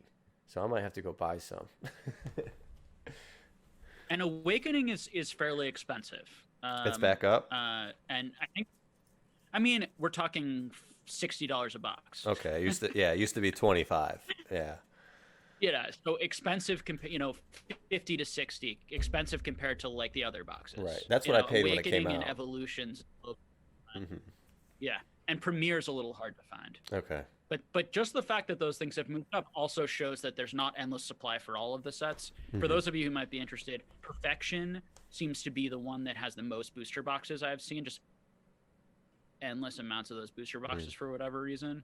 And then Heroes and Villains doesn't have that many booster boxes, but has like unlimited supply of like blister Blisters, packs. yeah. I don't know. I mean, this has just been for me looking. Yeah. No, that makes sense. It's just like when I've looked at all of my usual places and on eBay, it's just like I'm seeing just endless amounts of that at really cheap prices, but not a lot of booster boxes and people charging a fair amount. So Yeah. But yeah, oh, 1 second. I don't edit. We'll see if I edit this or not. Really? I throw everything on there, man, including this. Hey, that's the easiest way to do That's it. what people get when they sign up for my channel. All right. Well, he's doing whatever. He'll That's be the on level in of a quality we provide. second. But yeah, the Panini stuff. Yeah, now that we talk about it, I might have to go revisit that and see if I can find any. Because yeah, the score stuff is just impossible to find. I mean, the one thing that you have to do when you buy these is get 2 of them because they stack up like this. So you have to get 2 so you can display them that way. If you can find enough of them. But no, actually, my neighbor's apartment flooded the other day. A sprinkler had burst and just ran the entire day, ruined the entire apartment, all their stuff, and then leaked into my apartment, leaked into the bathroom, leaked into the closet where I do keep some inventory, and into the bedroom as well. No. Thankfully, the only thing that got ruined was a giant Bulbasaur Funko Pop box. But I keep everything up well above the ground level in case anything like that does happen. But thank you. So yeah, no damage, but a little bit of a scare when I think I was coming home from dropping off packages and there were some fire trucks and alarms going off. I was like, oh God. So Oh my God, dude. moved a Oh lot my out of my God. apartment after that. I mean, I have to keep stuff here obviously because I'm buying and selling all the time, but yeah, scary little heart drop. Yeah. Although then you'd get to like collect everything again. No thanks. I'll have to go get a job to do that. It just allows you, because it's all about the collecting. It's not about the owning. You know, I get a lot of hate now. I didn't find it funny. I mean, I can't collect anymore. I just don't have the money to do it. Um, but Yeah, I set aside what my true collection pieces were before I decided to do this. So yeah. I have a collection. It's small, but it's there. so so yeah. Sorry to throw us off track a little No. bit, but yeah, it's with Pokemon getting so crazy, it's really important to Yeah, continue having a collection of some kind to enjoy the hobby or a hobby. And yeah, Dragon Ball Z, yeah. although it's climbing up and it's hard to find, it's still something that I can collect. Harry Potter is still available, Star Wars is available, so there's other things that we can branch out into.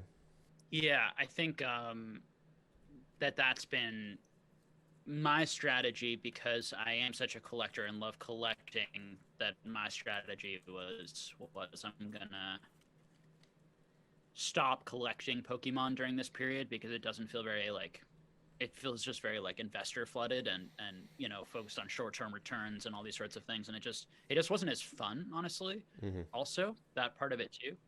um and but and I had also collected it for 3 straight, 2.5 straight years, and really made a lot of progress on what I wanted to do, and achieved a huge amount of it. So I for me it was fun to look into these other sorts of things. As we talked about in the beginning, I love just like history. I love like learning about new things. Hmm.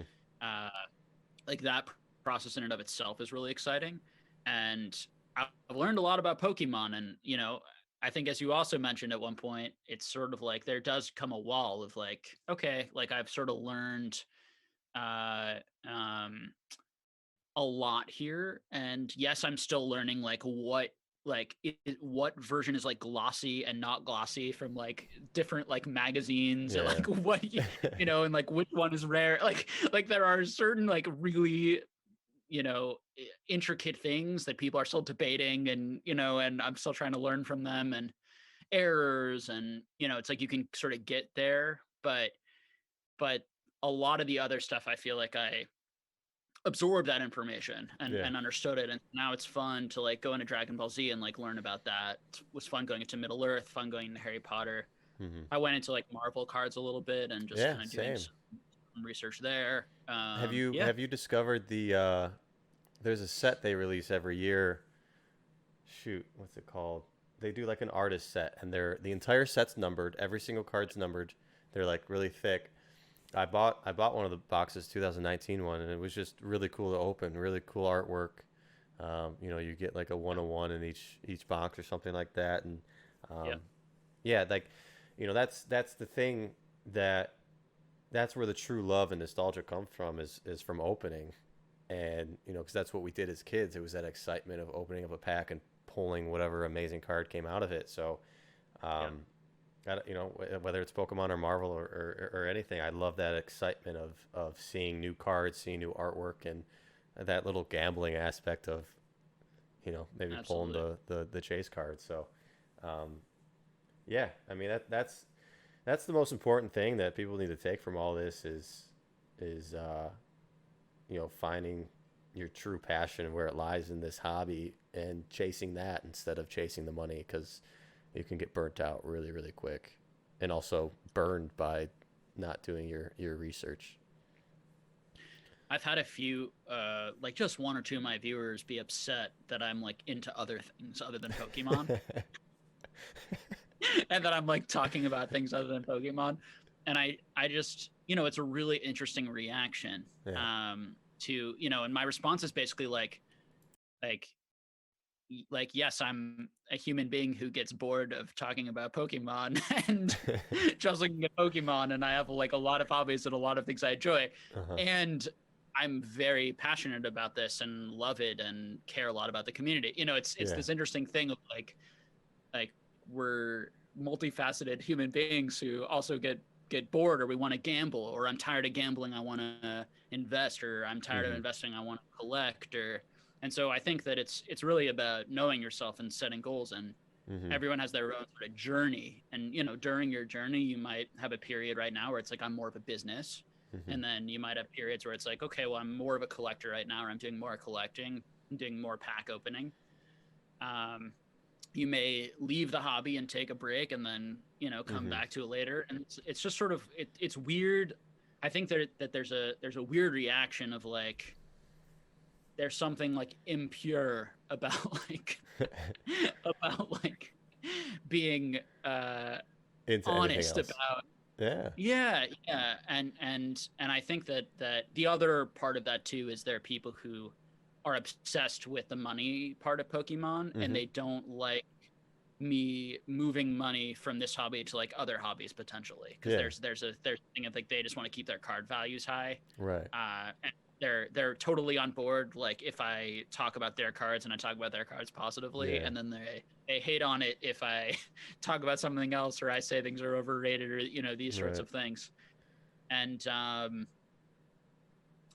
yeah, and you know, I bring that up, you know, within this discussion, just because I think it's good for my audience questions of like, I'm feeling burned out, what should I do, Jake? Like Mm-hmm. those types of questions in my lives. I get that at least once or twice Mm-hmm. in the last few lives. And that's sort of my response. Is like, first of all, like, you don't have to do Pokemon at all. Like, Right. it's all good. And it doesn't mean that you didn't love it and enjoy it. Right. You can leave it. You know, there's something that I've heard some people say, like shaming people who sold their collections and got out of it, Mm-hmm. and they like lost out on the profits, and they were stupid, and they cut and ran, like, and we're the smart ones who are still here. It's like any of that stuff is extremely unfair and toxic, and like Mm-hmm. you shouldn't be buying Pokemon cards or collecting Pokemon cards if you're not enjoying it first Yeah. and foremost. Yeah. A lot of those Or people. any of these hobbies. Yeah. A lot of those people that sold out, they achieved their goal that they Yeah. set, and they hit that whatever dream thing. I mean, one discussion that I've had recently that will be popping up on YouTube here soon is the guy that sold the first complete PSA 10 Gold Star set, Hisoka. Yeah. He sold it, sold his cards, bought his dream car, a Corvette.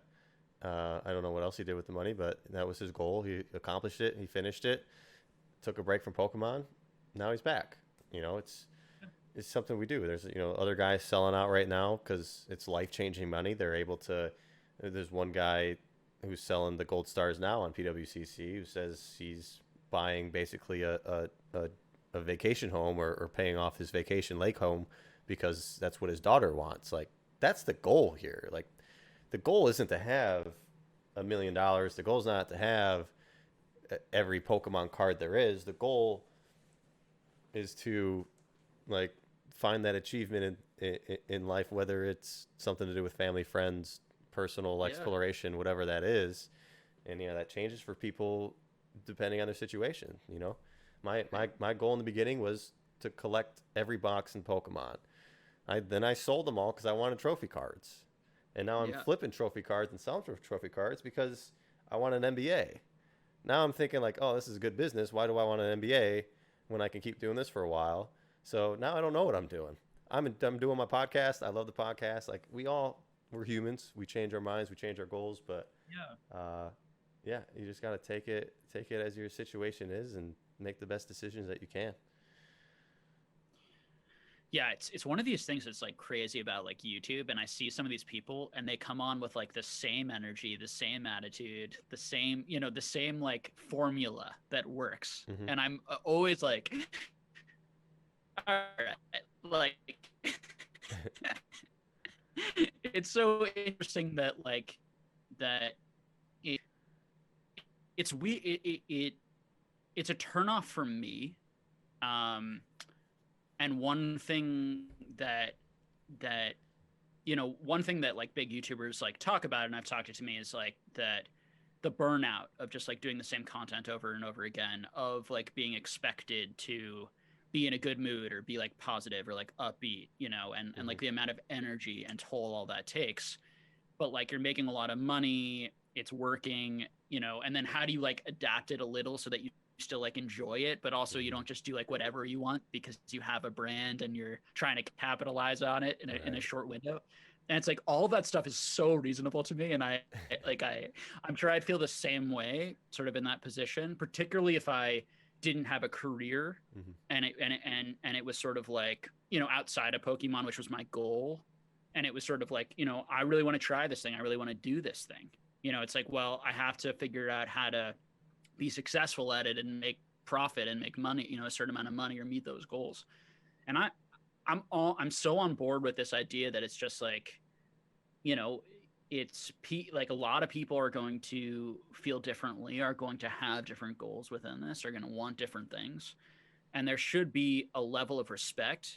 But also, I think where I hold people to the fire is the authenticity point.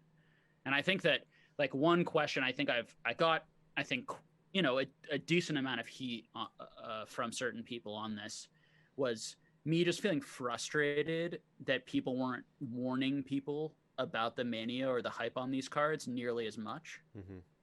And I bring that up here because I think that it's like it whose job was that? And maybe it's an interesting conversation to have, and for you to, you know, for me to ask your opinion on it. It's like, is that Leonhardt's job?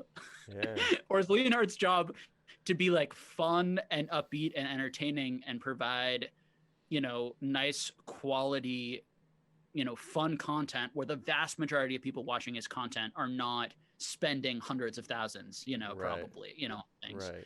You know, is that Scott Pratt's job because he's like the high end guy who's talking about that sort of market? Is it Nick's job? Is it PokeRev's job because he's selling into the market, and he should, you know, and maybe he needs to be aware of like gambling addiction and like Hmm. how much are people really, can they afford this, or are they feeling like it's a good investment? Is that the only reason they're doing it, not the fun? Hmm. Because gambling and pack opening is so, you know, Yeah. and it's like, where does that responsibility lie? Yeah. And uh and I guess having that open conversation about it, and my perspective is always like, I don't, you know exactly. I think it clearly relies on individuals buying the cards for Right. sure. Yeah. It to do research, or be educated, or not listen to like random YouTube people that you've never met on like a $10,000 purchases, Yeah. like on the one hand. But two, it's like when you come on and you say, I'm an expert in this, I know these things, and this is what you should buy, Right. and it's only going to go up. You know, it's Right. like, should that person be does that person hold any responsibility, you know, for doing something amoral or immoral, or you know, what are your feelings on all of that? And as you're kind of entering in this space and being a business person, Hmm. do you think about that sort of stuff, like what you say? You also are not making those types of videos where you have to worry as much about it, Right. You know, which is I one thing, drop price but points here, like, but those are factual things that I yeah, do. Um, you know, I'm definitely talking about Dragon Ball Z a lot. Do people interpret that as like shilling it and trying to pump it up? Whatever they want to interpret it as, but I truly love this stuff. If it went up in value, that'd be awesome. yeah, Um, you know, that's something that's really hard to avoid because I love talking about it, and I'll talk about this as much as I want because it's yeah. enjoyable to me. But everything you and I have said in this conversation, for example, has been objective to the best of our ability, Yeah. in the sense that I'm like, I think Panini was potentially printed way too much for the demand to ever meet it. You know, it's like, do you Hmm. share why it probably hasn't gone up, and also why you're hopeful it might? Do you know, Right. like, are you Yeah. sharing both sides? Yeah. Because really what you're doing, you're providing a lot of value in that, Hmm. because you are likely more educated than a lot of the people watching, you know, on this specific subject, Yeah. potentially. Right. um, and Yeah.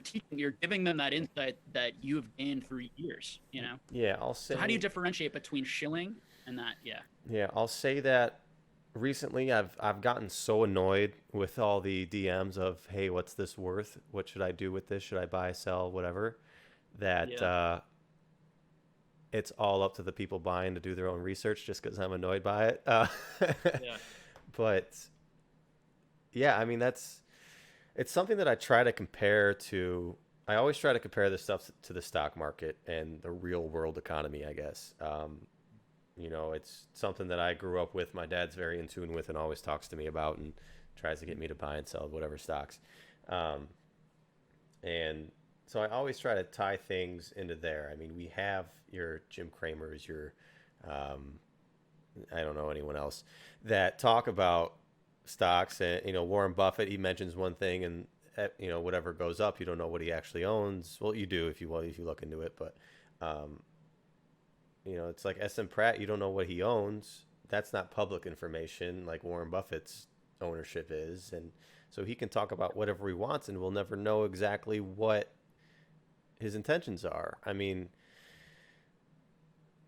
I know the guy decently well, and I figure that at this point, he really just talks about the things that he truly enjoys and tries to talk about different stuff. And it's probably impossible for him to talk about something that he doesn't own because he owns it all.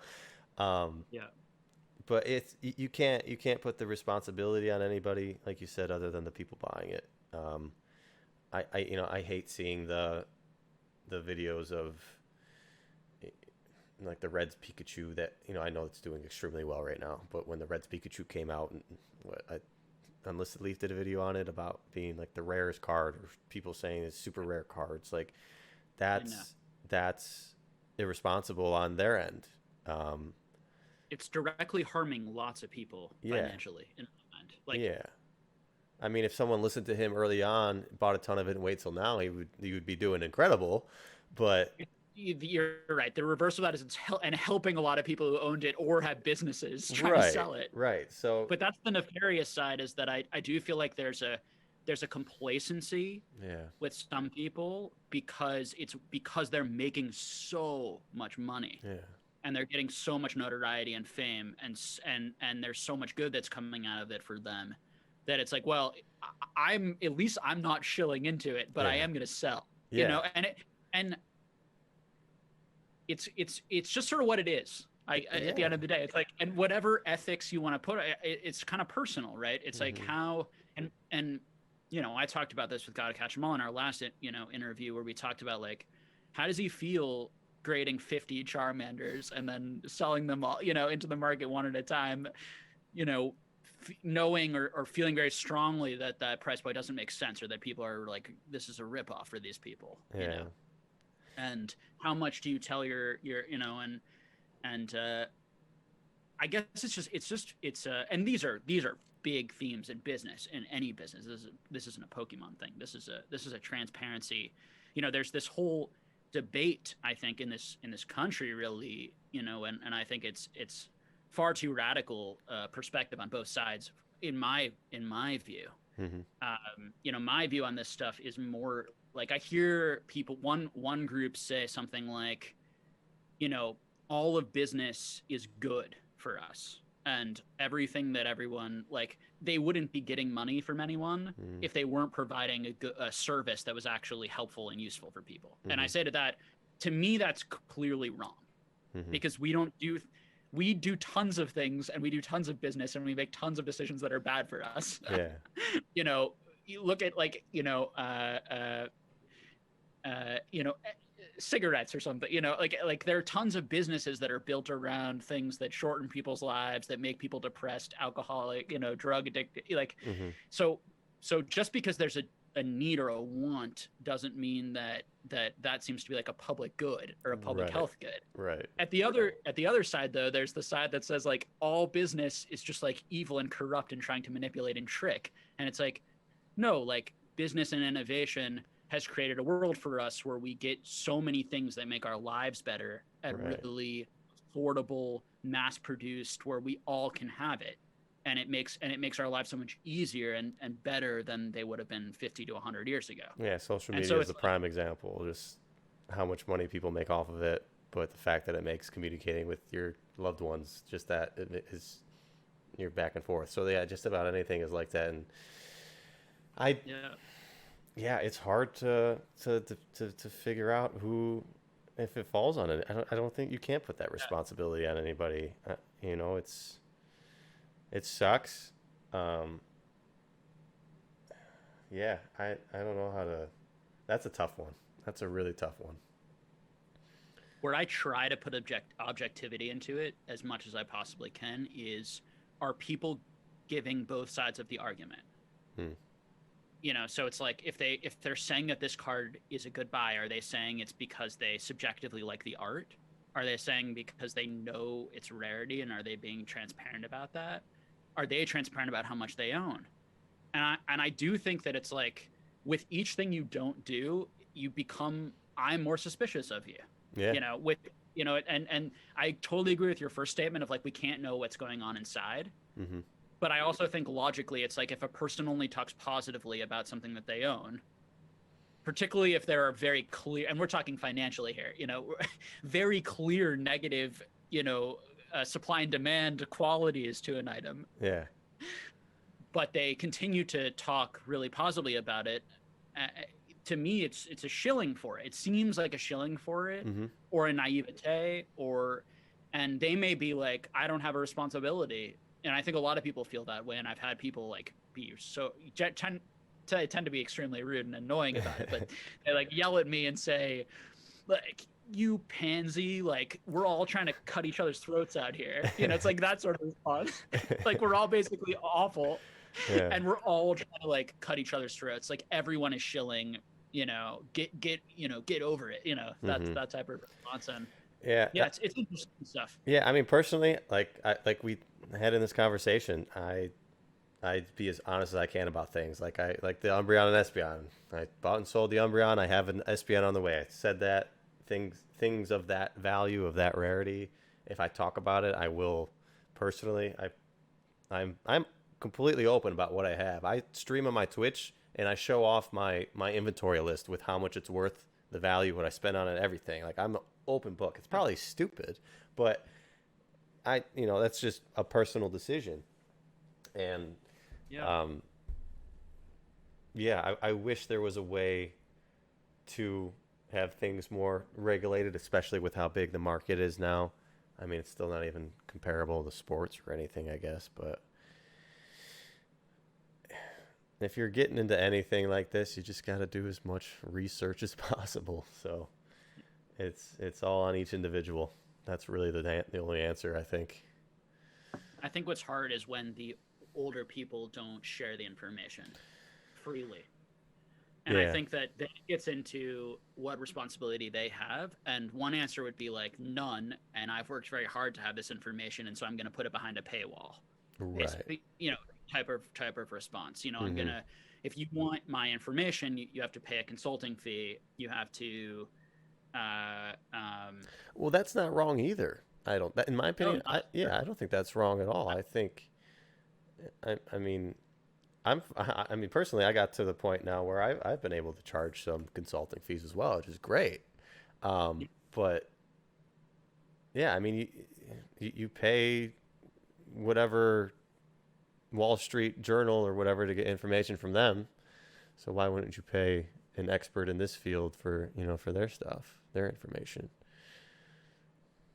Yeah, I think it like it goes back to that feeling of like, it's like, how much are they asking? How much value are they getting? And this is where you get into like the danger of manias and bubbles, and you get into the danger of get rich quick schemes, and you get in the danger of like branding and selling, and going back to that dichotomy of like you're getting value for your money versus you're being tricked into thinking you're getting value for your money, or branded into getting value, or you're actually getting like very bad advice, like that's negatively, like directly impacting you, but you refuse to see it because the person you're following is has a cult like following. And so you see this with a lot of people, a lot of these like cult figures online who have these get rich quick type followings, these day traders with discords that you pay $200 a month to get in. And people lose massive amounts of money and then defend the $2,000 course. They paid $2,000 for the course. They lost money and time, and then they defend that person as like it was good and really it's my fault. And then they shame themselves. And it's just it's not like, my answer to all of this is it's not black and white, right? But there is substance to it, and there are lines. There do seem to be some lines that need to be drawn, and it does seem to be something that I think should be discussed. And I think it's the shutting down of that discussion that's concerning to me. in some places where I've seen it. And yeah, so it's interesting. I think that from the business side, it's so important because that's the type of stuff that I think is going to actually create trust in the market.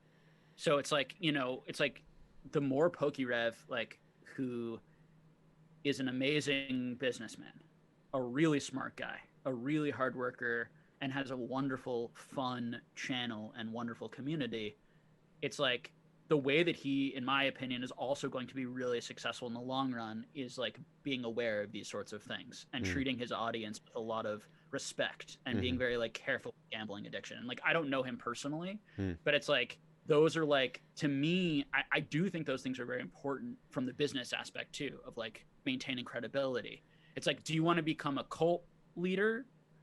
Or do you, or because if becoming cult leaders where you trick people and then you can do awful, deceitful things and take advantage of people, and they're so dependent on their version of you that they just they defend you anyway. And it's so no, I'll have PokeRev on probably before.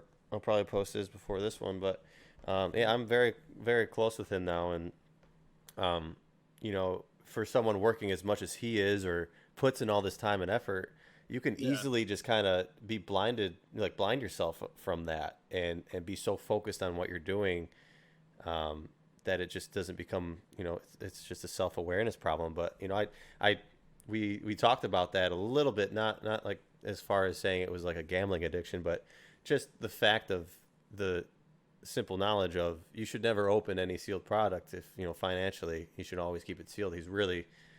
He's an advocate for that. He probably should talk about that more. Will it hurt his business model? Maybe, but we're all here, and that's what these boxes were made for, were to be open, so probably not. But it's an interesting conversation to have. I'm glad you brought that up because more people should be more transparent about what they're saying. But of course, in the world of collectibles, it's a very delicate thing. If I came across 40 Pikachu illustrators tomorrow, would I want to tell anybody? Yeah. It's part of the problem of creating dual relationships with people. And this is a big thing in therapy. I'm a therapist, right? So if I were your therapist, but also your business partner, it would create dual relationships. So in this business, the problem is if I'm your seller, if I'm selling you the product, but also giving you financial advice on what you should buy. And this is the problem with PokeRev. And this is the hard thing, is how do you both do something that's bad for them financially, which is sell them packs at a higher rate, to be completely transparent, at a higher rate, and then on another day give financial advice to make yourself look like you're a financial advisor and you're in the best interest of your audience's finances. And I think that that's the part that is a struggle. And I think he does both well, and they're on like two separate days. But it's like, are people associating those things together? Right. And and he is like really great at his job, in my opinion, in his channel, like phenomenal. Like there are a lot of other streamers there are a lot of other streamers I've talked about that I've like have done such like blatantly unethical things within this space me, and just like unbelievably shill their own cards, give out like lie about the prices, give outrageous information. Well, what's going on now? Mizkif and Ludwig and all these XQC opening. That's a whole other thing. Gosh. The prices they're throwing around. That's a whole nother thing. Yeah. It's crazy. Yeah, and they have these like expert come on, a third guy who knows like basically knows nothing. More, but I mean, it's like I want to like reach out, like I want to reach out to them and just be like, I literally want no fame, like I'm completely uninterested in like getting any credit or fame through your channels, but I like every time you guys do this, it makes me cringe, and I think it makes other people that you're in the hobby, and I think it's really hurting people. So can I send you prices like for free of like what these things are worth, and you can show I was like, that was kind of self conversation I had in my own head when I went to the Aoki thing with Gary, the base box opening there. Um, I ended up being a lot more involved than I originally thought, and I was in the background. They were asking me pop reports and prices every now and then, and I was Yeah. scared to throw numbers out, but I think I did an okay job with it. I don't know if anyone was like, I don't think as many people watch it obviously as like Logan Paul, so I don't know if there were any memes that I made. I don't remember the things I was saying, but even with that, one of the guys donated a PSA 9 Chansey. Hmm. I gave him one price before we started, and he stated another one. So, uh, there's some things that you just. I mean, it was all for charity, so whatever. But still, it was a bit of an inflated price point, and yeah, that stuff is painful. Like, I mean, the right people to be on on that stream with them don't have the time to do it. Um, but Is that true? no, I have the time to do it. I would love to do it. Yeah, I'm capable of doing it You've got the too. time, yeah. So I'm not really sure, and I don't think it like you need like the famous people to do it. I That's think that the true. famous people bring in more views. Yeah, So, and that I get, right? yeah. Like that, like from like, and I'm uninterested in becoming a YouTube, a YouTube personality and like these sorts Hmm. of things. So it's like I'm also not looking for it to build my brand or my business. See, that's where my intention would fall differently because I would love Of to. course, Yeah, yeah. yeah. And I think that you should, and I think you will. I mean, you have the knowledge. It's I think one thing that's difficult is that you two things I would say. One is like having, it's like you need, if you want to do it, you have to do more clickbaity stuff, and Yeah. and you have to do those like top 5 videos, Hmm. like top 10, ways of making money in the market. It's like, and it's sort of like uh but like doing those without like losing your credibility. Yeah. Or Like how do you like managing that? yeah. Like do you want to be one of these guys like who like dresses in a suit and talks about like investing right You now? know, Like is that you? right, you know yeah. Which Toy Spake Jake, who's the one that does that. oh, does he do that? I didn't even know. Yeah, he found a nice niche. He's doing really well right now. So I'm He has a actually pretty good channel. yeah, yeah, very, very good information. And yeah, he puts on a suit and does that. I remember the first time I saw him, I was like, this is a joke. But no, he's doing really well and puts out solid information. He's like a legitimate news channel for Pokemon. It's pretty cool. Um, but yeah, dude, like that's the huge battle I'm facing is I I don't want to do this to be a Pokemon YouTuber. I want to just be like like if it were to work, I would want it to be just a YouTuber, just to be a personality. So Mm. I'm really pushing myself away from trying to do that. I even started doing pack openings, and unfortunately, it started with Champions Path, and I just hated it because it was the most boring thing in the world to open. So I just physically Yeah. couldn't show any excitement. Um, but yeah, that's the struggle, and I don't even know if I want to do that. My main business is selling Pokemon cards. It's treating me well. Am I throwing money and wasting it trying to make things better here? Probably, but I'm really enjoying this, so it's worth the money, worth the time, worth the effort. Um, Yeah. so I mean, I think it's good for both of our viewers to hear these sorts of things, that like you and I are real people with real, goals and these mhm. sorts of things, just like every other YouTuber or person wanting to come on this. And I think it's like you want to do something that's fun, that you enjoy doing, Hmm.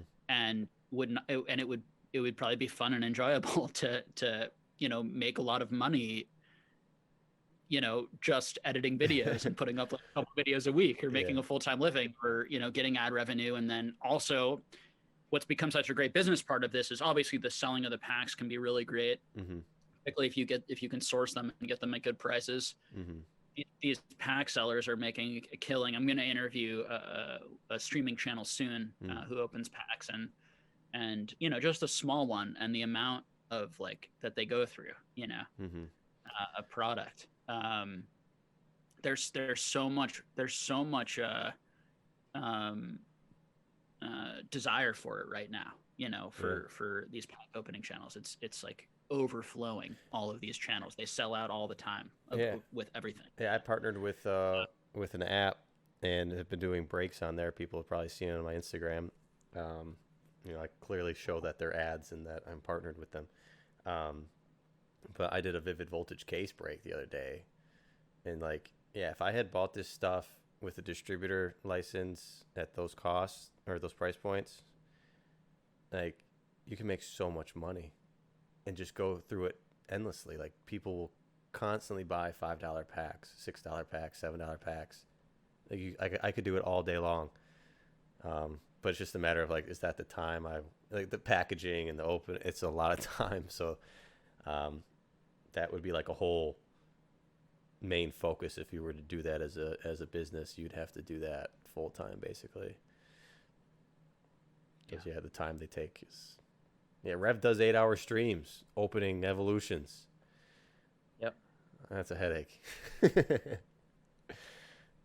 yeah, I imagine the grind. I opened like 180 packs today. Of what? And I was like exhausted of which one was it? Of Heroes and Villains. Okay. DBZ. Yeah.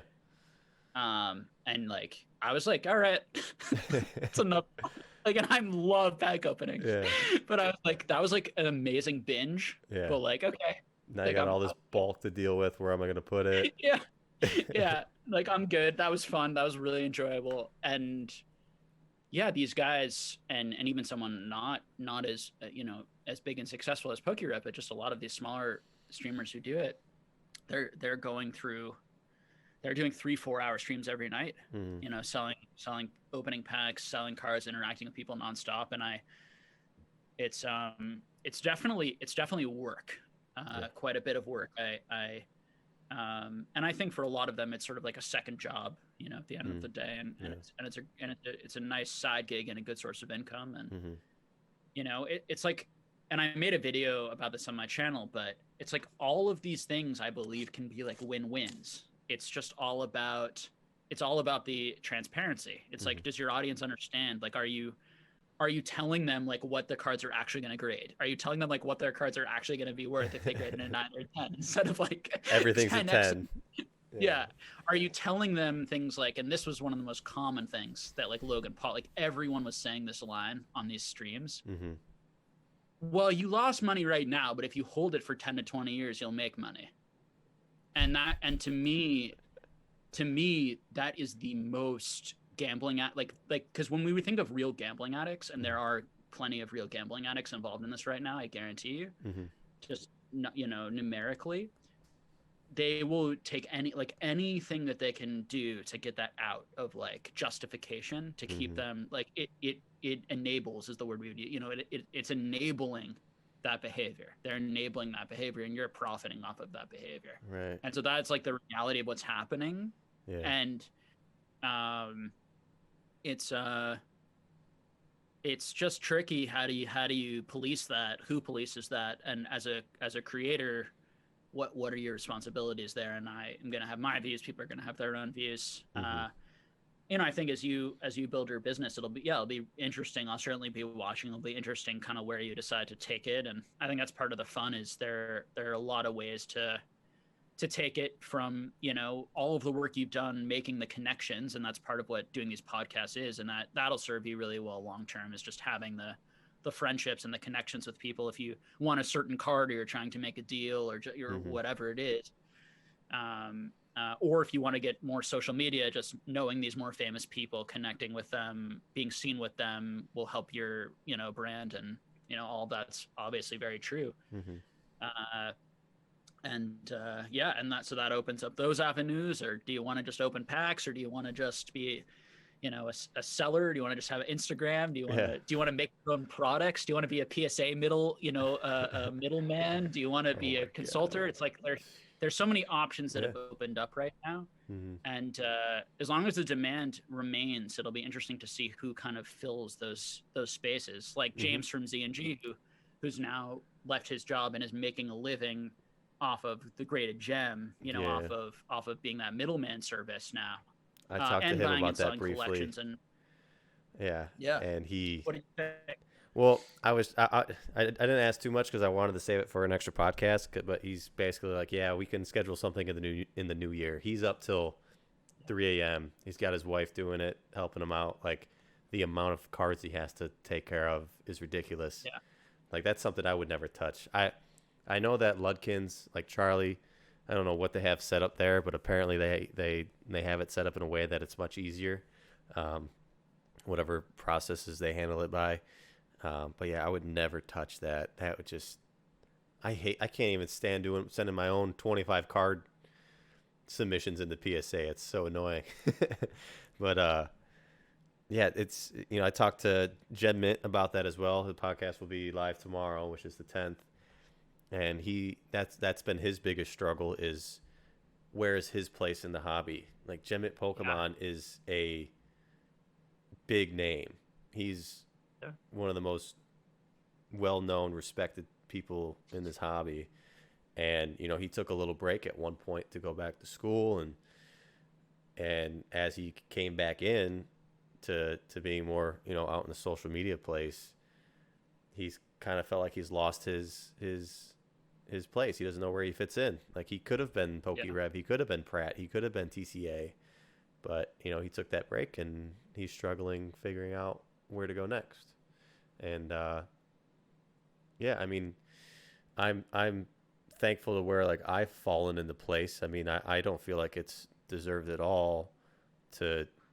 I mean, people. Thankfully, I've been able to associate myself with a lot of big names, and I dedicate all that hard work. That's what I dedicate it to. But it still feels kind of surreal because I feel like I'm new to the hobby still, with all these guys being in here for like 10 plus years. Yeah. But finding this podcast for me they're amazing and great, but so are you. Yeah, I mean I mean, you have a lot of knowledge and genuine passion, and because they're great guys, they actually want to be friends with you and get to know you, and they're not just interested in people who are going to help their careers. Mm-hmm. They're interested in people who have the same passion as them. I mean, to me, it just speaks to and it was the same people who agreed to come on my channel.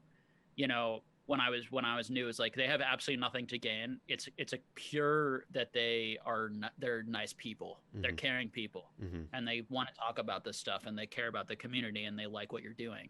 Yeah. What was it called? Like imposter syndrome or something? You know the terminology. You know the terminology. Yeah. Whatever it's called. But yeah, so Well, it's easy to put them on a pedestal, and it's easy to put yourself too low.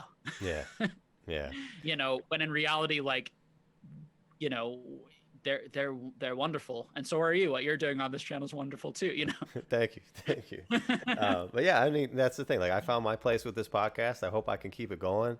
You found your place with the market, the more market economic talks, and it seems like you love it. So just keep that going. And yeah, we're all gonna give our piece, share our knowledge, share our passion in whatever way we find right. So, yeah, it's a scary world. Market's bonkers. I don't know what to buy. Stop asking me. Buy trophy cards. I'm confident in saying that. But yeah, dude, it's fun though. Yeah. I think for me, it's been really fun just going back to opening those Dragon Ball Z packs too, and other packs, and getting back into. It had been a while since I was opening packs. I just never been a sealed collector, Mm-hmm. and I think doing that, and opening some of the modern Pokemon. Yeah. Because I was really like, I came out really early saying that I'm concerned about some things I'm seeing in the market, Mm-hmm. and I don't think anyone else was making those videos. I never saw any videos on it during the times that I was making, and I was getting a lot of just like heat from like people who would watch, and just like very angry, about that I was not just saying everything's going to keep going up and all the time, and these sorts of things, and that definitely took joy away. From hobby for me, 100%. Yeah. And I think the way I rationalized it was like, you know what, like, I know, like, I feel comfortable enough with that. What I'm saying is based on really good, solid, fundamental, supply and demand, bubbles that I've studied, in other markets.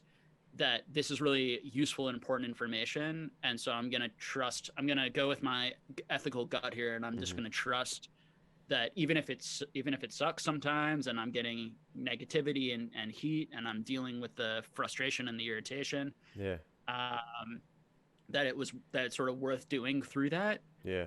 I think that where the future of the channel is, I don't know. I'm not sure we'll do it forever, or we'll keep doing it, or what it'll turn into, or whatever. I'm more just interested in like relationships, and Yeah. I like doing the live chats. I think that when the Pokemon market gets more comfortable and stable again, I don't think I'm not sure I'm gonna feel so much of a need to be like, guys, like here's some warning signs, you know. Yeah. And I have no interest in like the I told you so's, like you like I know what's going on in the world, and now you guys should like listen to me, and now I'm just gonna like change my whole thing and like do consulting and give you guys like a bunch of like, you know. I did talk to James or about doing, you know, we were gonna do monthly videos together for a while, and get more and do some other before he got busy. Right.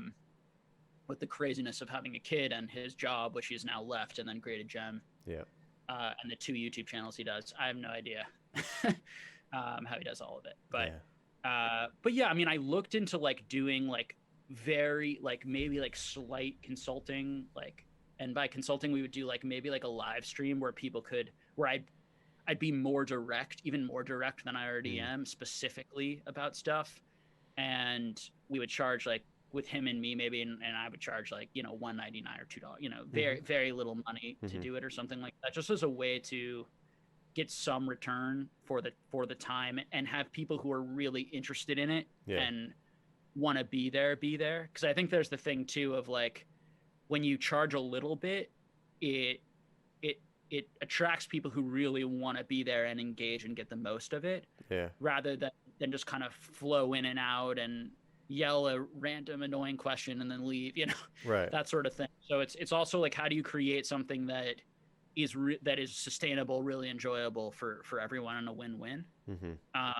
But I wouldn't be surprised if we stopped doing the channel at some point, and I would, you know, maybe we'll find what we're going to do next, or what we're going to keep doing, or I'll get more into other things. And you know, I always liked I liked Rudy's channel a lot from Alpha Investments, and the Tolarian Community College channel.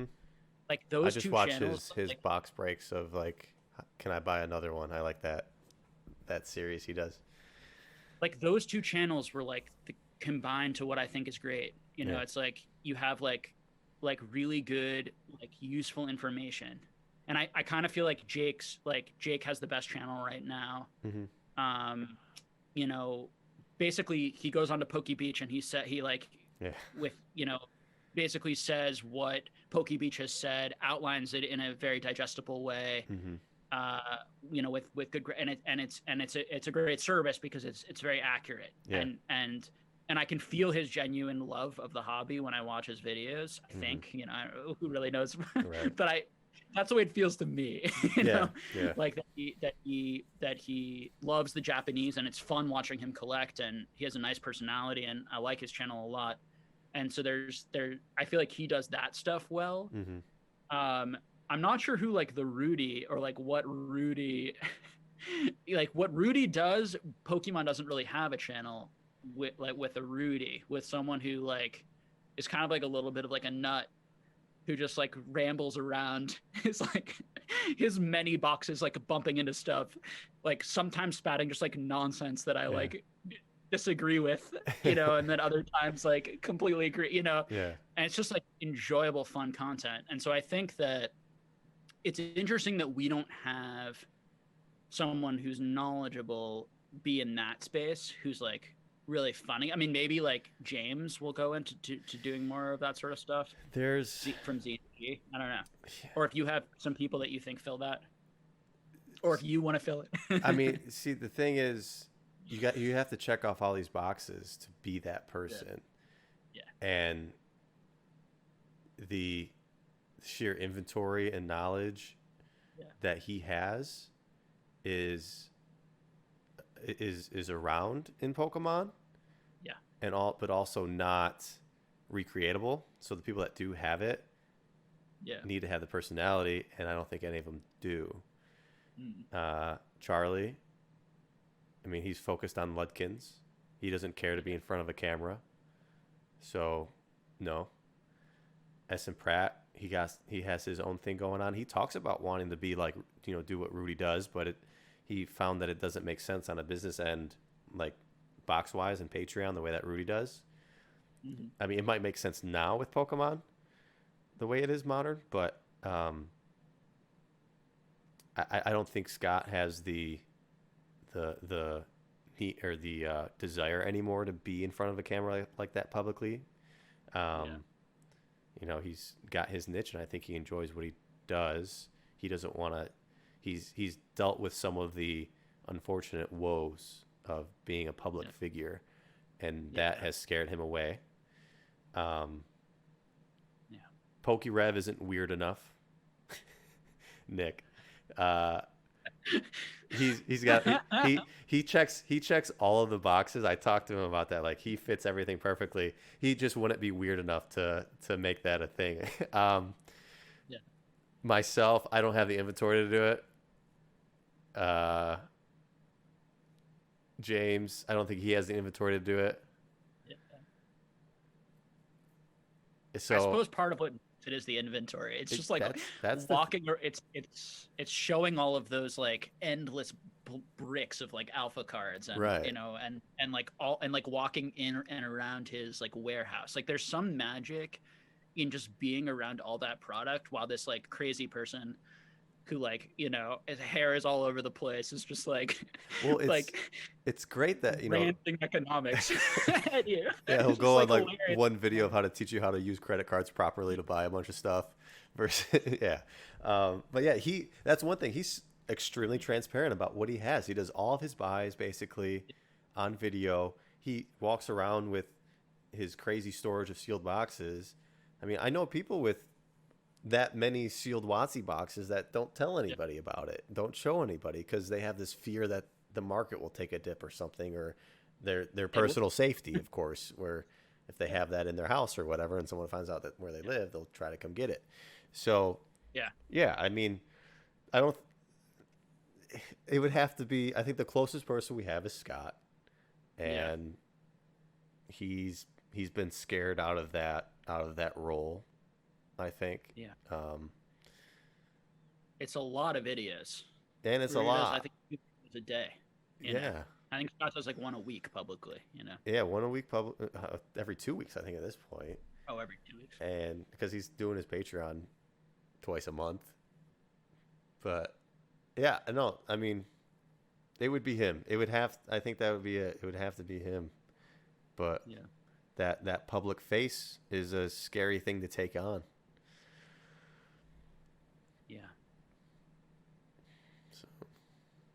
Yeah. No, I get that. I think that. Why don't you do it?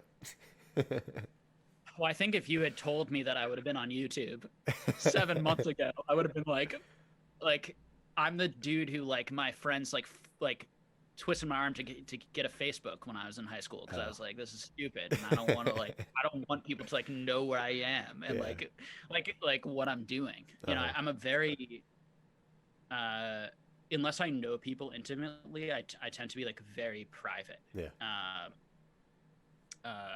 And then I'm like a very open book when I know you intimately. But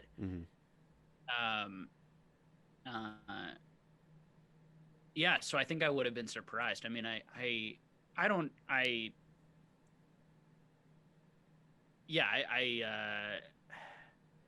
think when I started doing this, I was like, first of all, like, am I funny, or could I be funny? That's another thing too. Like, I haven't really been funny on the channel. I've been very serious and working on like teaching skills and like being intense and these sorts of things. And it's like, that would be a whole new side of the channel to go into. It's like doing things that are just like funny and ridiculous and nonsense.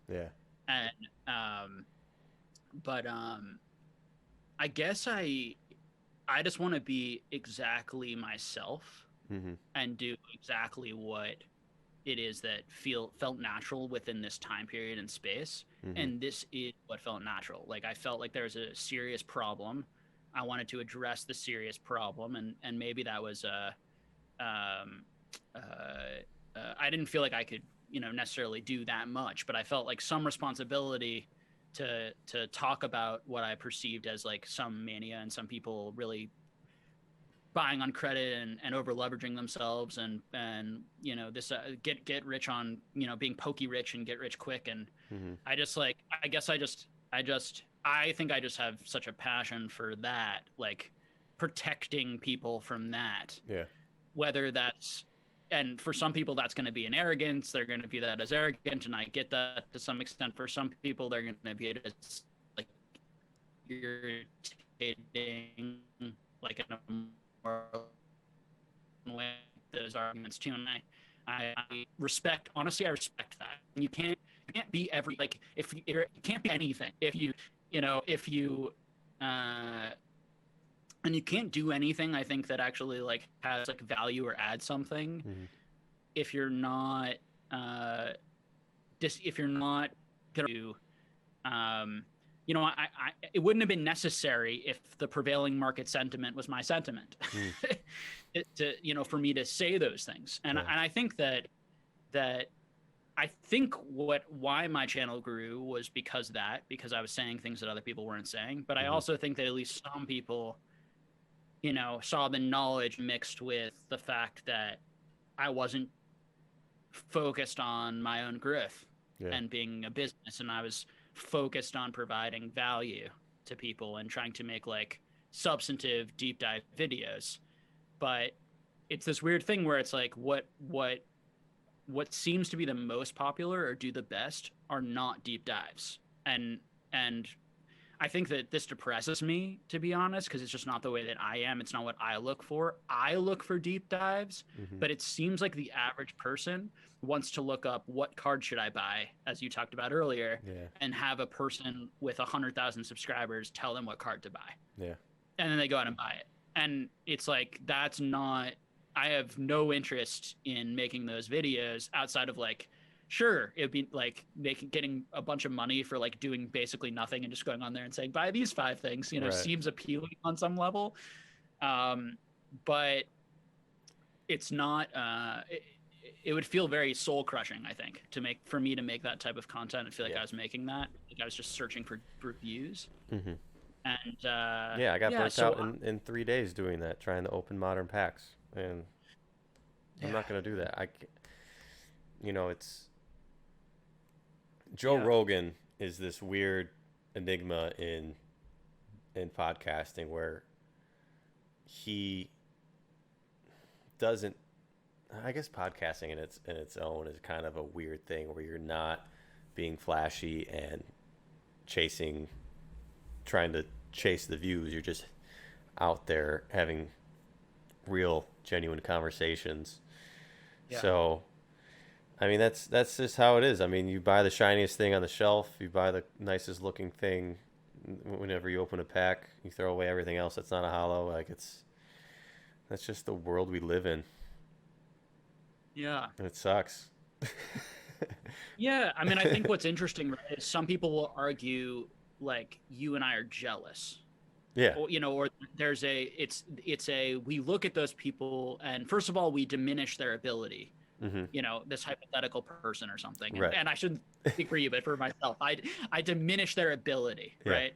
I say that, that people are just basically the sheep of the algorithm and sheep of the clickbait and having money in the title and a number in the title and someone going like, Pokemon, and then like 5 best cards, and like if I did that, I would like get way more views, right? And and that's how the algorithm works. And some people will say, well, you're stupid or you're jealous for not doing that. And it doesn't feel that way inside. And I can only speak for like the way that it feels to me. It feels more of a like frustration that is how YouTube is run, that is how, it's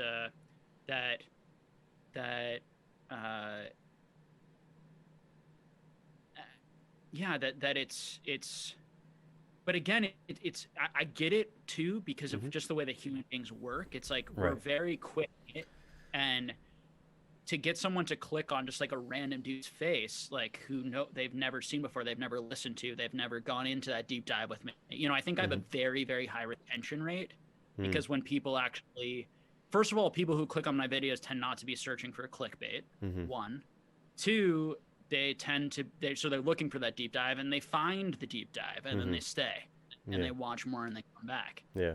And I'm sure it's the exact same for you.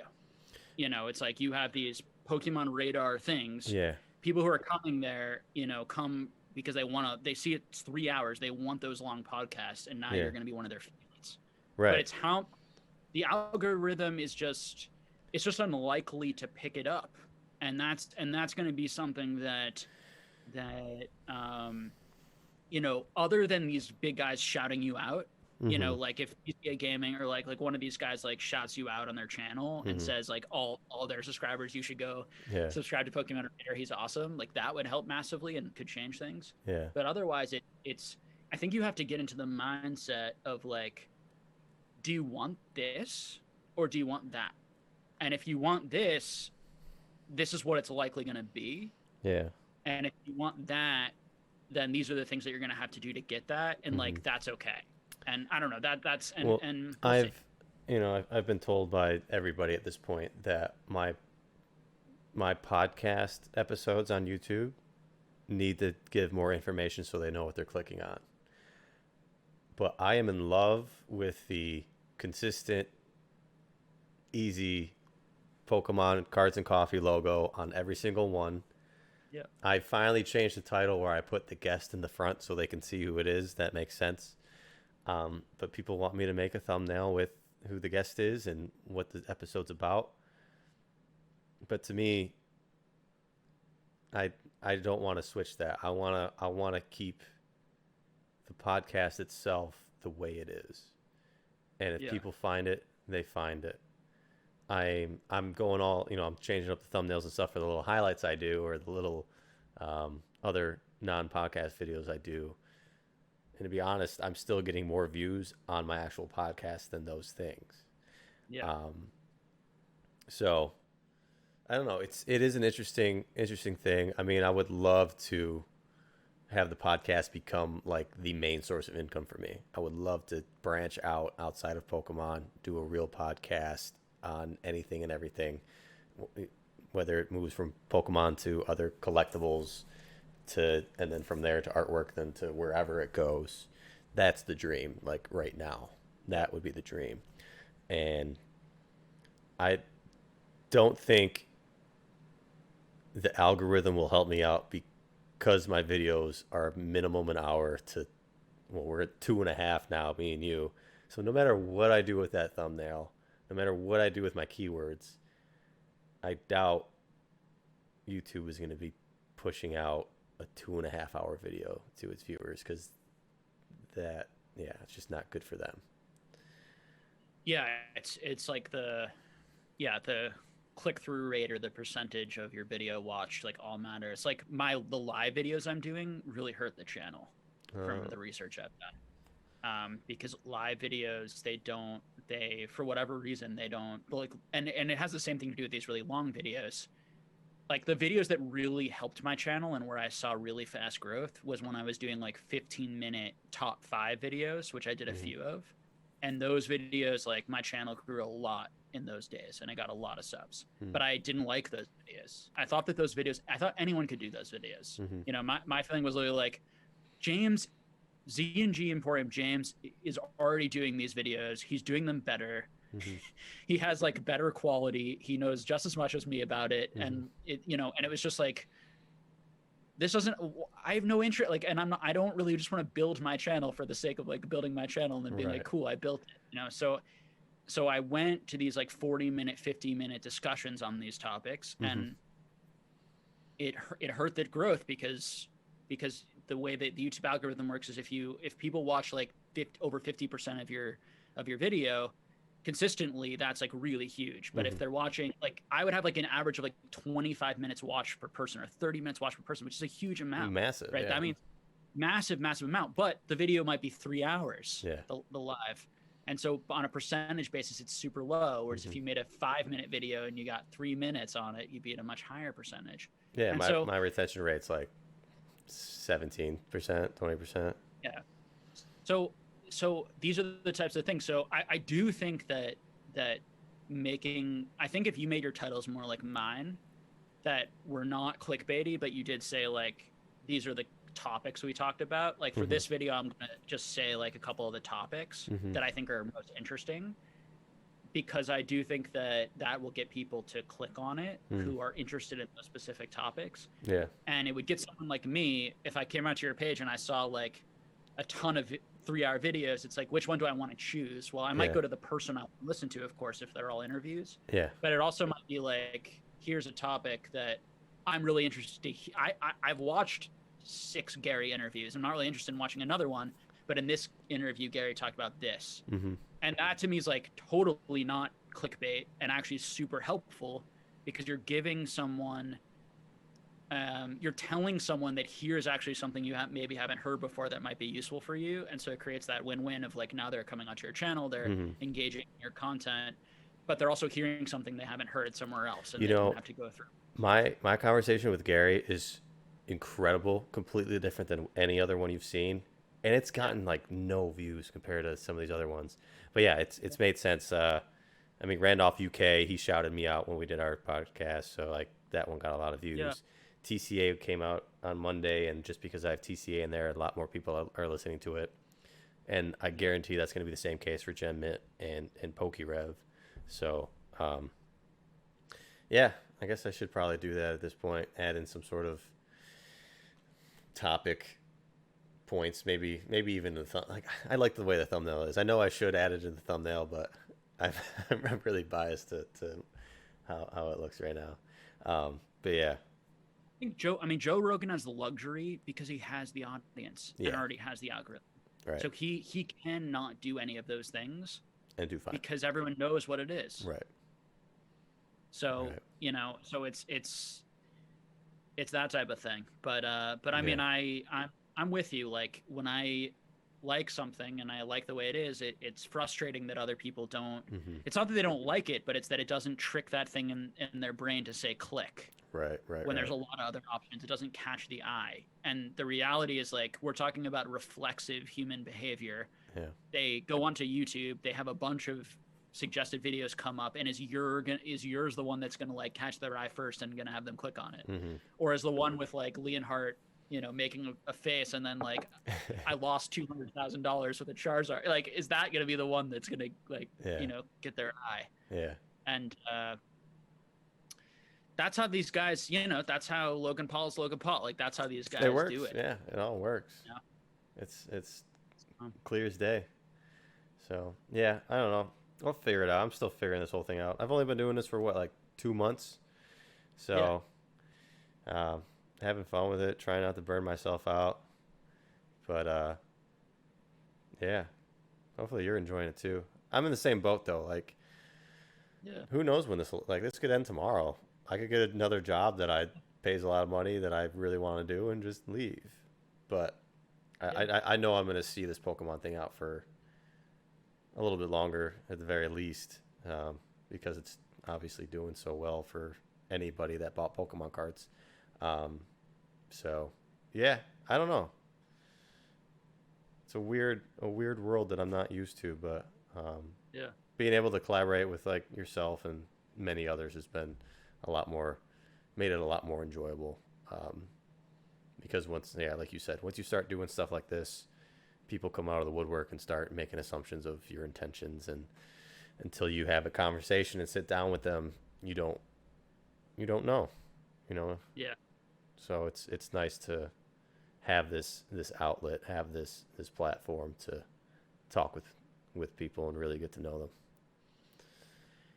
Yeah, and I, for me, just personally, like I've had some of these guys on the channel. I'm gonna have some more of them on in the future, and it's great. Like, I make assumptions that are probably wrong about them, and being able to watch your interview or hear them speak for a long time, it might make me have a more positive opinion of them because I've heard them say something that I didn't hear them say before, or I had a negative snapshot because I talked to them or engaged with them on a bad day that they had, Mm-hmm.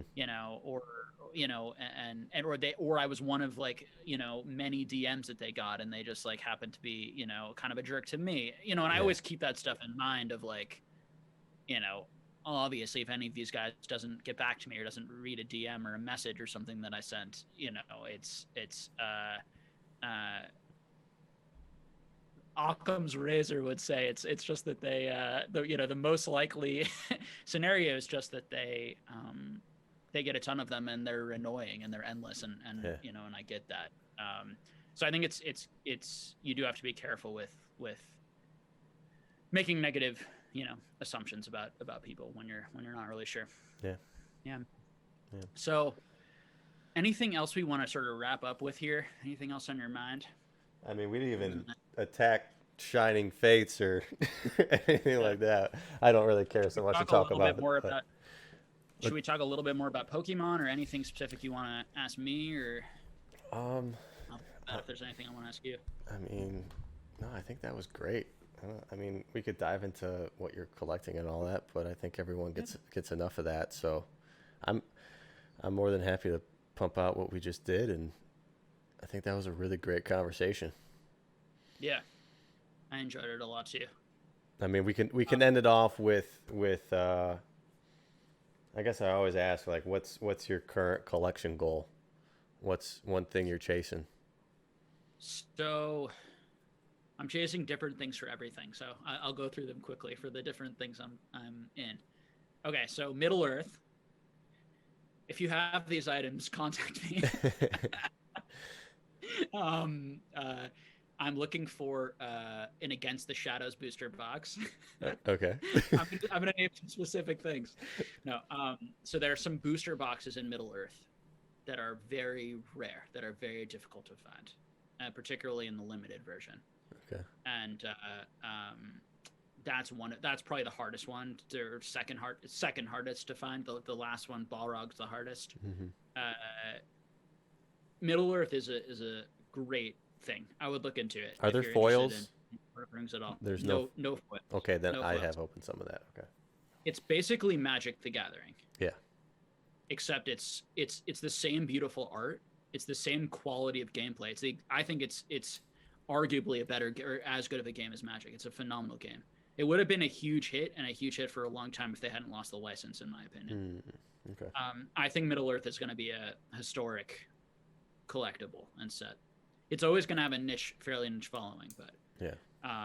But whatever. But yeah, so I'm looking to fill in some booster box gaps there.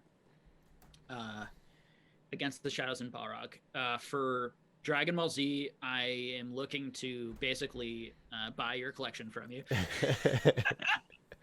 I'm trying to reach out. I actually reached out to Rhymestyle about it too, just to ask, because I know he's into like DBZ, although he told me he's not into any of this.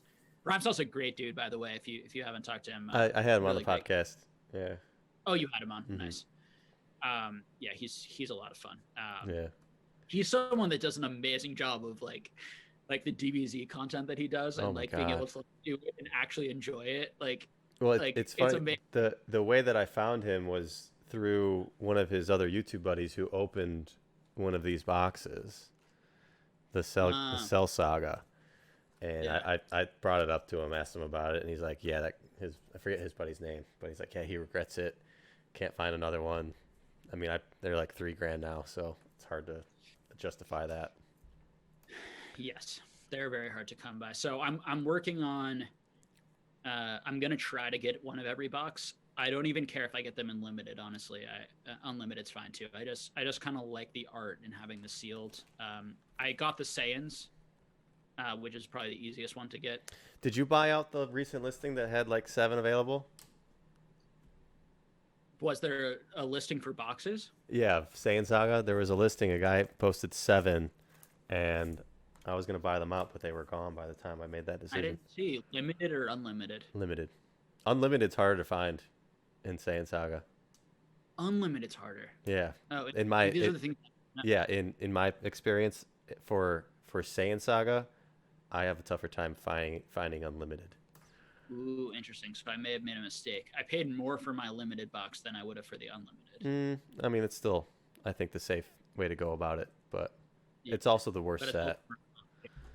yeah, Like they started with, I mean, I showed it earlier, but like this was their ultra rare and their foil, super yeah, bland, and then as soon as they stopped, they went into like this type of thing, and it's just sparkly and cool and awesome. So yeah, yeah. but it is the first, So so you have to get it. even though it's the original in the first, and also there seems to be a lot of it out there, and a Yeah, lot of packs. I see tons, tons of packs.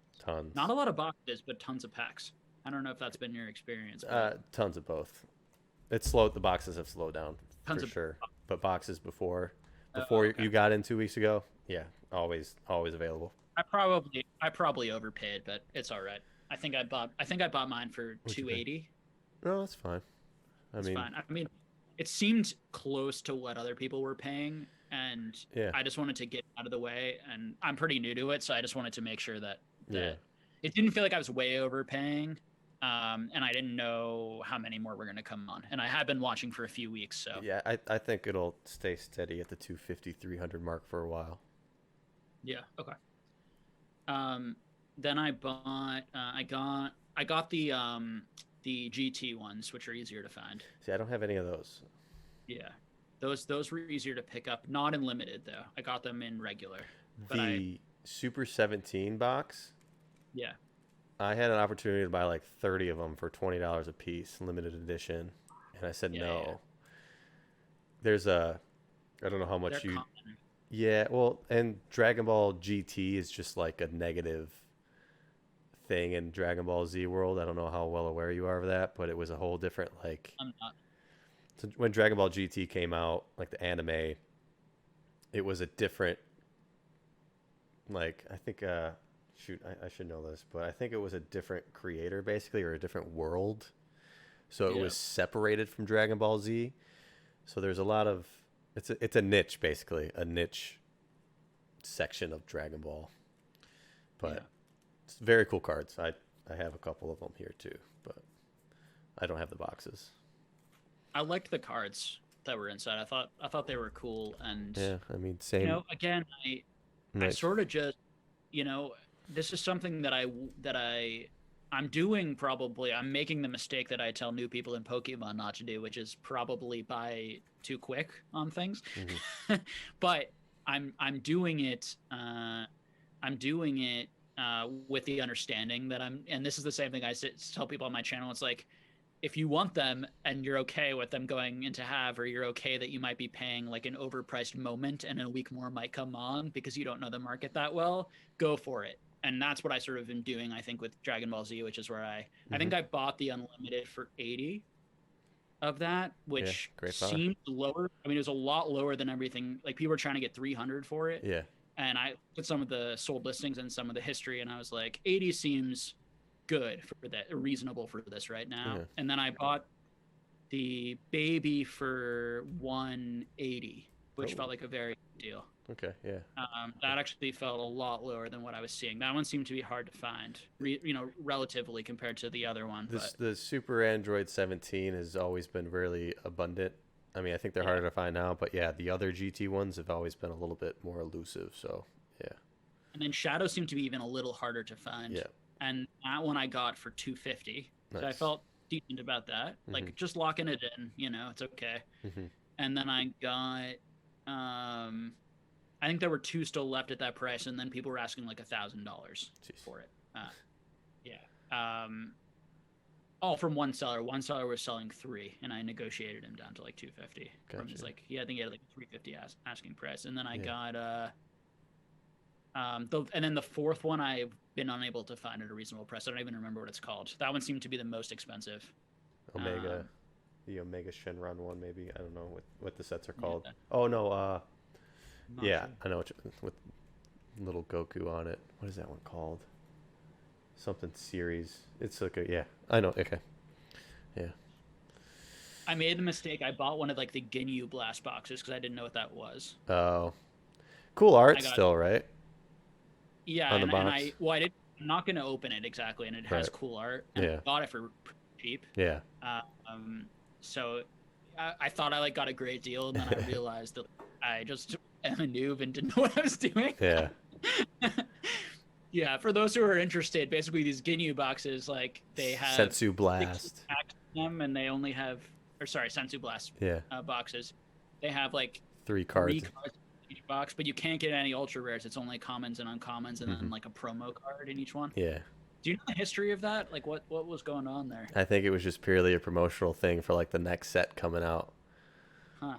So 60 promo, like the same card over and over. yeah. It's just Well, so it's weird. funny in some like I stupidly opened one of these boxes recently thinking like, "Oh, Yeah. I could make a cool YouTube video from this." And like I just didn't do a good job of entertaining it, but you can pull like promo cards out of regular packs, and I don't know the history behind that. So Yeah. it's kind I've of seen that in some openings. yeah. Yeah, I'm still trying to learn about it because like I did not find There's not. like good information on it online. So here there are a lot of areas like this right now where you have tons of people talking about Pokemon, educating on Pokemon, but you don't have tons of people educating on these sort of things. So Right. if the public gets more educated on them, I assume that these things would Well, become a lot you know, popular. there are old forums. That's where I found a lot of my information, but those forums died, so they didn't Yeah. continue to E4. So, um, like the fact that I figured out 1 in 10 boxes as an ultra rare was just based off the fact of how many packs I've opened, plus what I found on those old forums. I just tied them together and picked that number, and Yeah.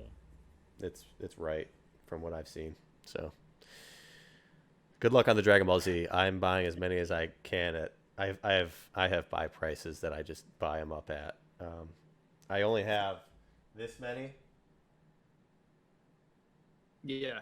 which is probably more than most people, but I'm still hoping to one day find that treasure trove of cases. I've never seen a case of any of these, so Well, if you ever find them, and we can talk about this more off camera too, I'd be happy to buy some at higher than you paid, and or potentially, and or maybe do a trade for something you're looking for in any of these worlds. absolutely. So I will keep you always in mind. looking for these things because I really it's interestingly how hard it's been. Yeah. It's usually a month into it because I search because I have a ton of people I contact. I just have not been able to find any at all. Yeah. Whereas Pokemon I can find a lot of. So it's interesting that how hard it is to find these boxes. It surprises me, and it makes me think that oh boy, like these might be really significantly rare. Well, but there's also been the price point, so maybe it hasn't driven out some of the Right. That's the conversation. But I'll tell you, every time, I built my Pokemon stuff off of old stores, basically. Every time I always ask about Dragon Ball Z. No stores have them in stock, back stock. None of them. Yeah. So, to me, I mean, and seeing the prices come up to this point and still not seeing stuff being driven out, Yeah. I'm leaning towards that idea of they're very, very scarce. Yeah. I think so too. So I'm doing those things. Still collecting Harry Potter a little bit. I'm mostly done with Harry Potter. I got all of the boxes fast. I got all of the decks because I think the sealed decks are really cool. Like the 10 sealed decks have really cool art on the boxes, so I got those too. And then I got and then I created binder. I always create binder sets. Okay. That's my first thing is always binder sets before sealed product even. And Did then, you open to get those? I opened just the cheaper boxes. Yeah. I didn't know I am gonna open a base. I have it. I bought 4 from a guy and one opened on its way here. Okay. So I was like, cool. I opened up a blister case of base, but I did a box of each of Quidditch, Adventures at Hogwarts, and Diagon Alley. I still don't have. I have some packs of Chamber, but I just can't. I won't buy a box. I just don't. Yeah. I don't care enough to have the full collection. I'm gonna actually work on selling some of the Harry Potter now because Adventures at Hogwarts is like a $300 box now. Yeah, it's moved up a lot. So I'm looking to get some of that money out of Harry Potter, because I think I have 9 of each, except base set I have 2. Yeah. It's sensible, I think. Yeah. And then I'm doing in Pokemon. I'm going after. I'm always looking for deals basically on anything. To be honest, Yeah. like like like I feel so like comfortable enough with my Pokemon knowledge that like anything I could bin, like Hmm. anything I could buy, pretty much, if I feel like it's right at the right moment at the right price. And so I'm actually starting to look more again as Yeah. prices come down, because I think it's actually maybe worth the effort and time now. Hmm. Whereas I looked for months for a while and never bought a single thing, and it's just like this is way too much Yeah. time and effort without like getting anything. Hmm. Uh, but my main focuses are trophy cards. Hmm.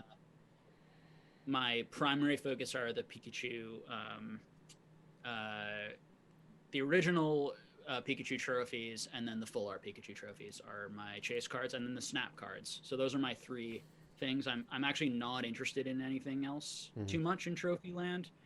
And then Arctic, and then your lesser trophies, what depending on our definition of trophies, Hmm. always buying Art Academy, um, always buying Stamped Worlds promos. I think those are awesome. Yeah.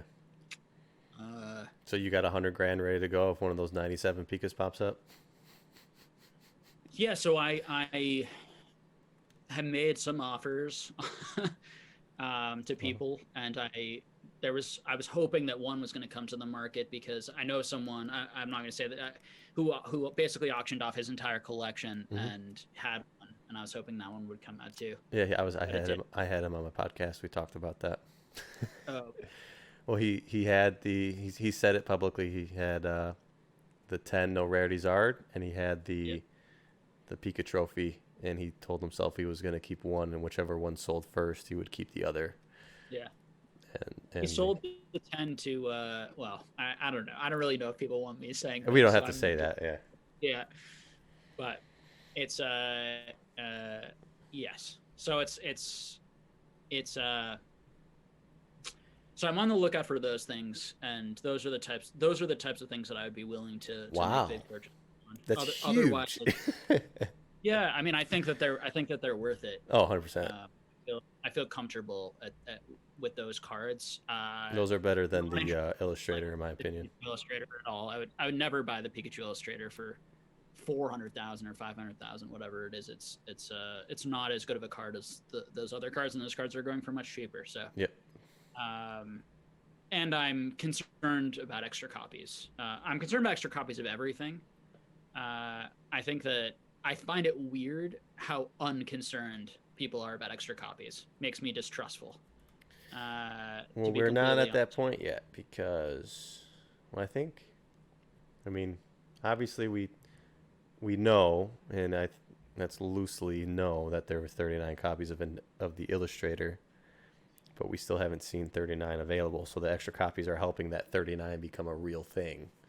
you. Yeah, So I doubt we'll ever get above that 39 number. So but based on what? Yeah, see, I'm just not there. Like, I yeah, just don't. I just like someone could have 25 of them. Like Pocono could have hundreds. that's Like we don't really know. yeah, that's true. And it's strange that people are willing to pay 400, 500, $1 million for something like that, to me.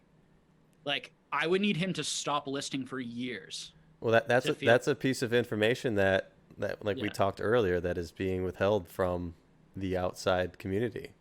People yeah, don't know that. The people who are offering to buy those don't know that there are extra copies. yeah. That's not being talked about. If you're buying a trophy card and you don't know who Pocono is, like, if you don't, if that name Right. doesn't like ring bells to you, like, and it's not your fault probably, because like how you like it's hard, how are you going to get that information? But like, yeah, it's all of those cards, the snap cards, like all of these things. I'm very carefully watching how much A he's raising lot his of prices, how quickly yeah. they're selling here. Did those recent snaps sell? Because I'm looking for snaps myself. I don't have the money for it, but maybe eventually. Did What were those they, like 60,000 or something 60? they were asking for? Yeah, Some, Gyarados and Squirtle.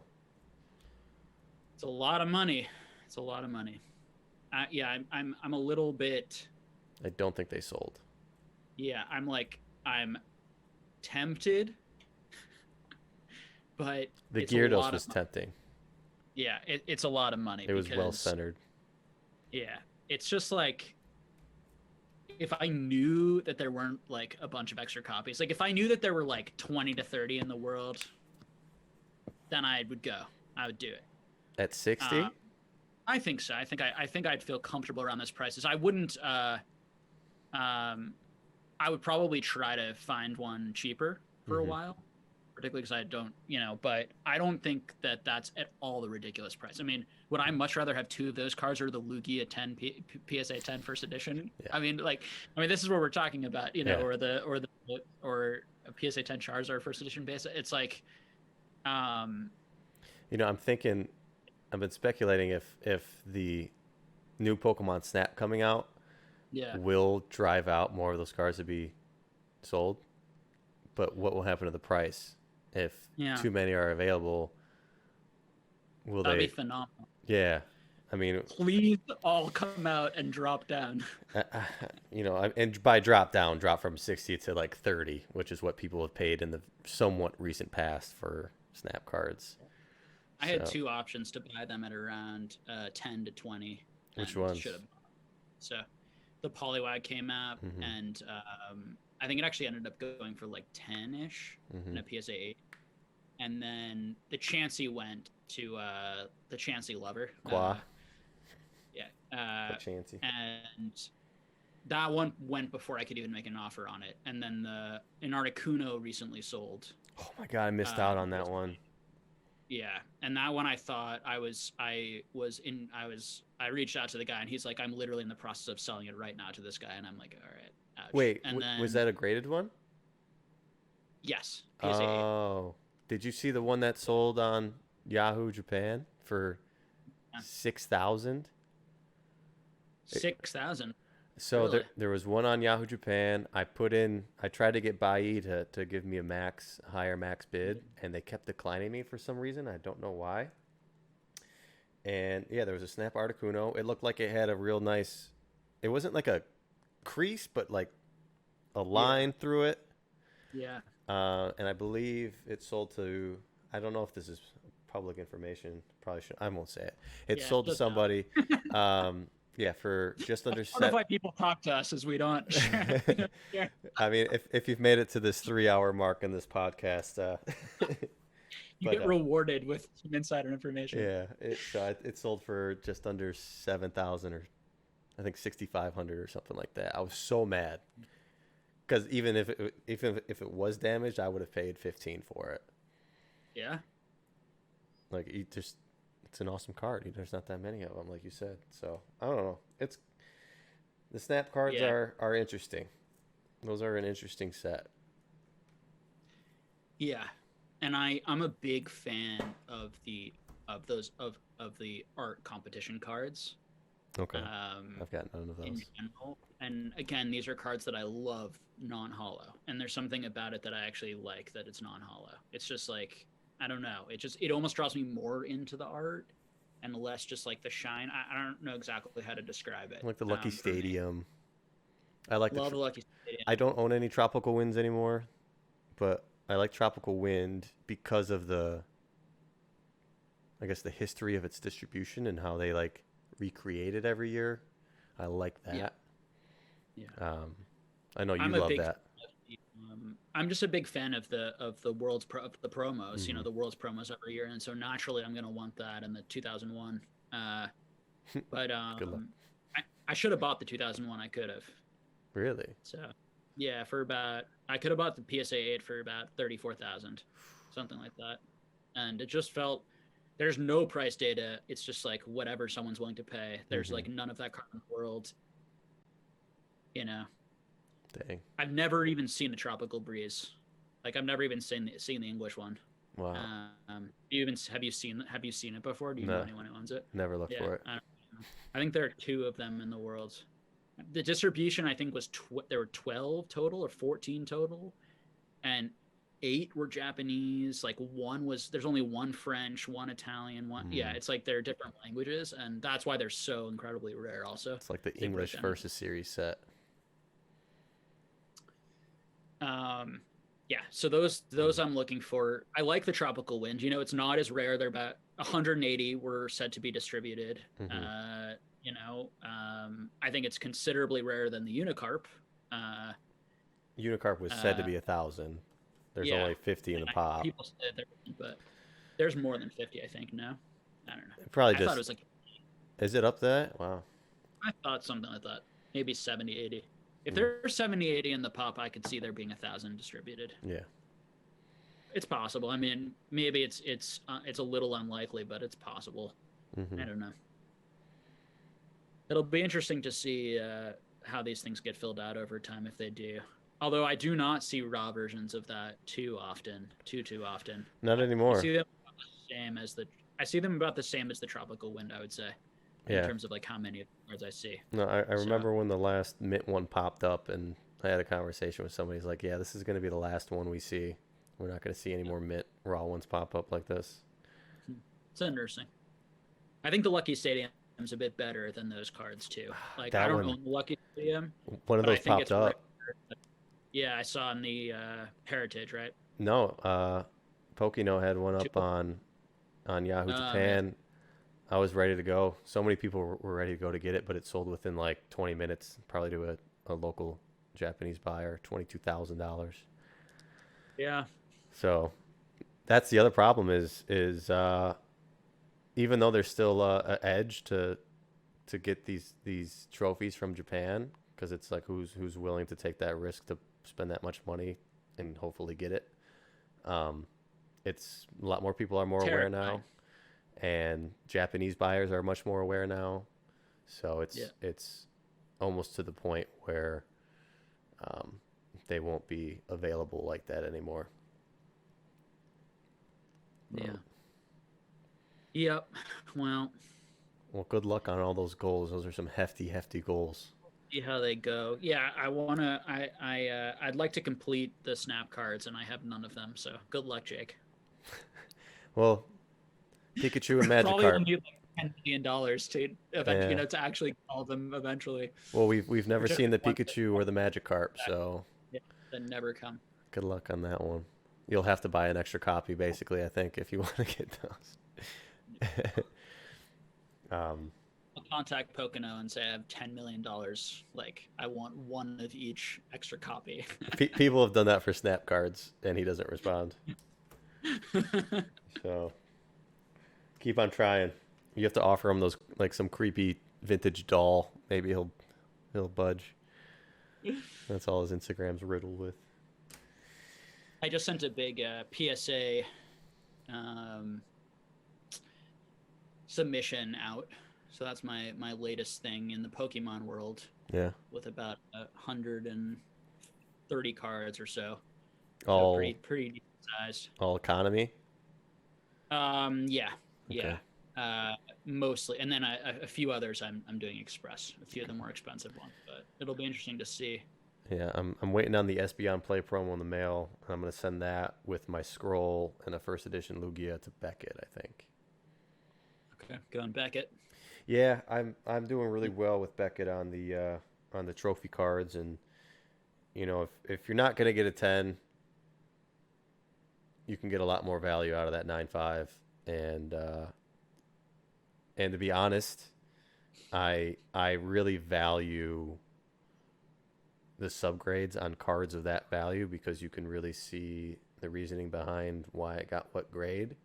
Mhm. Um, Plus PSA has just been on some bullshit with their grading lately. You see that PSA 10 scroll that's on PWCC, which will be over by the time this probably gets released. That thing is a PSA 7 at best. Mm. So I didn't even look at it. it's disgusting. You have to take a look at the back. It's awful. So I'm sending my trophies there. Even if they would get a 10, like I'd want them there to get a pristine or, just because you get a premium on that end as well. So, yeah, PSA scares me these days. So I'm pretty selective with what I'm sending where. I'm using all three grading companies. I'm still using PSA, using Beckett, CGC. So it's just I'm very selective with what goes where. Yep, it goes into the the skill that you bring to the table of being like, this is going to be very, very likely a 9.5 and not a 10. Mm-hmm. I'm going to get the value there. Yeah. I bought a 9.5 recently that I think might be a 10. Of a Scyther, Jungle Scyther first edition. Oh, okay.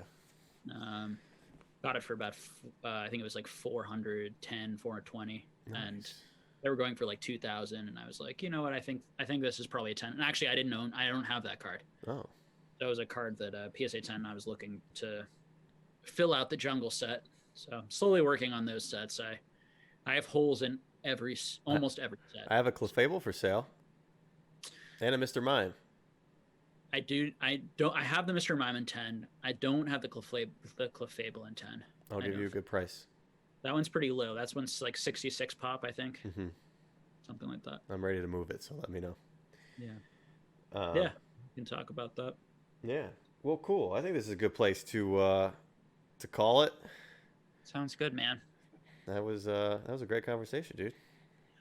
Enjoy talking to you, and perhaps we'll do another something in the future. Yeah, absolutely. Yeah. Well, once you start getting more Dragon Ball Z, we need to figure out that history together because there is no information out there. Yeah, I mean, yeah, it'd be fun. Maybe if there's interest, maybe we'll do a video or do some videos on it at some point. I mean, I would like to actually bring some awareness and knowledge to that if possible, but I'm really trying to track down just like knowledgeable people right now. So yeah, I'll keep working on it. I'm working on the awareness aspect, but I want to build up a bigger position before it gets aware. Yeah, I mean, I own like none of it. Yeah. But I think it's kind of just deserves more awareness and it's fun, and so I don't know. It's just it is what it is. So it's stupid, but it's just how I feel. It's what when I really love something and I'm surprised, I just can't keep my mouth shut. Yeah. I talk about it really fast. Yeah, I feel you.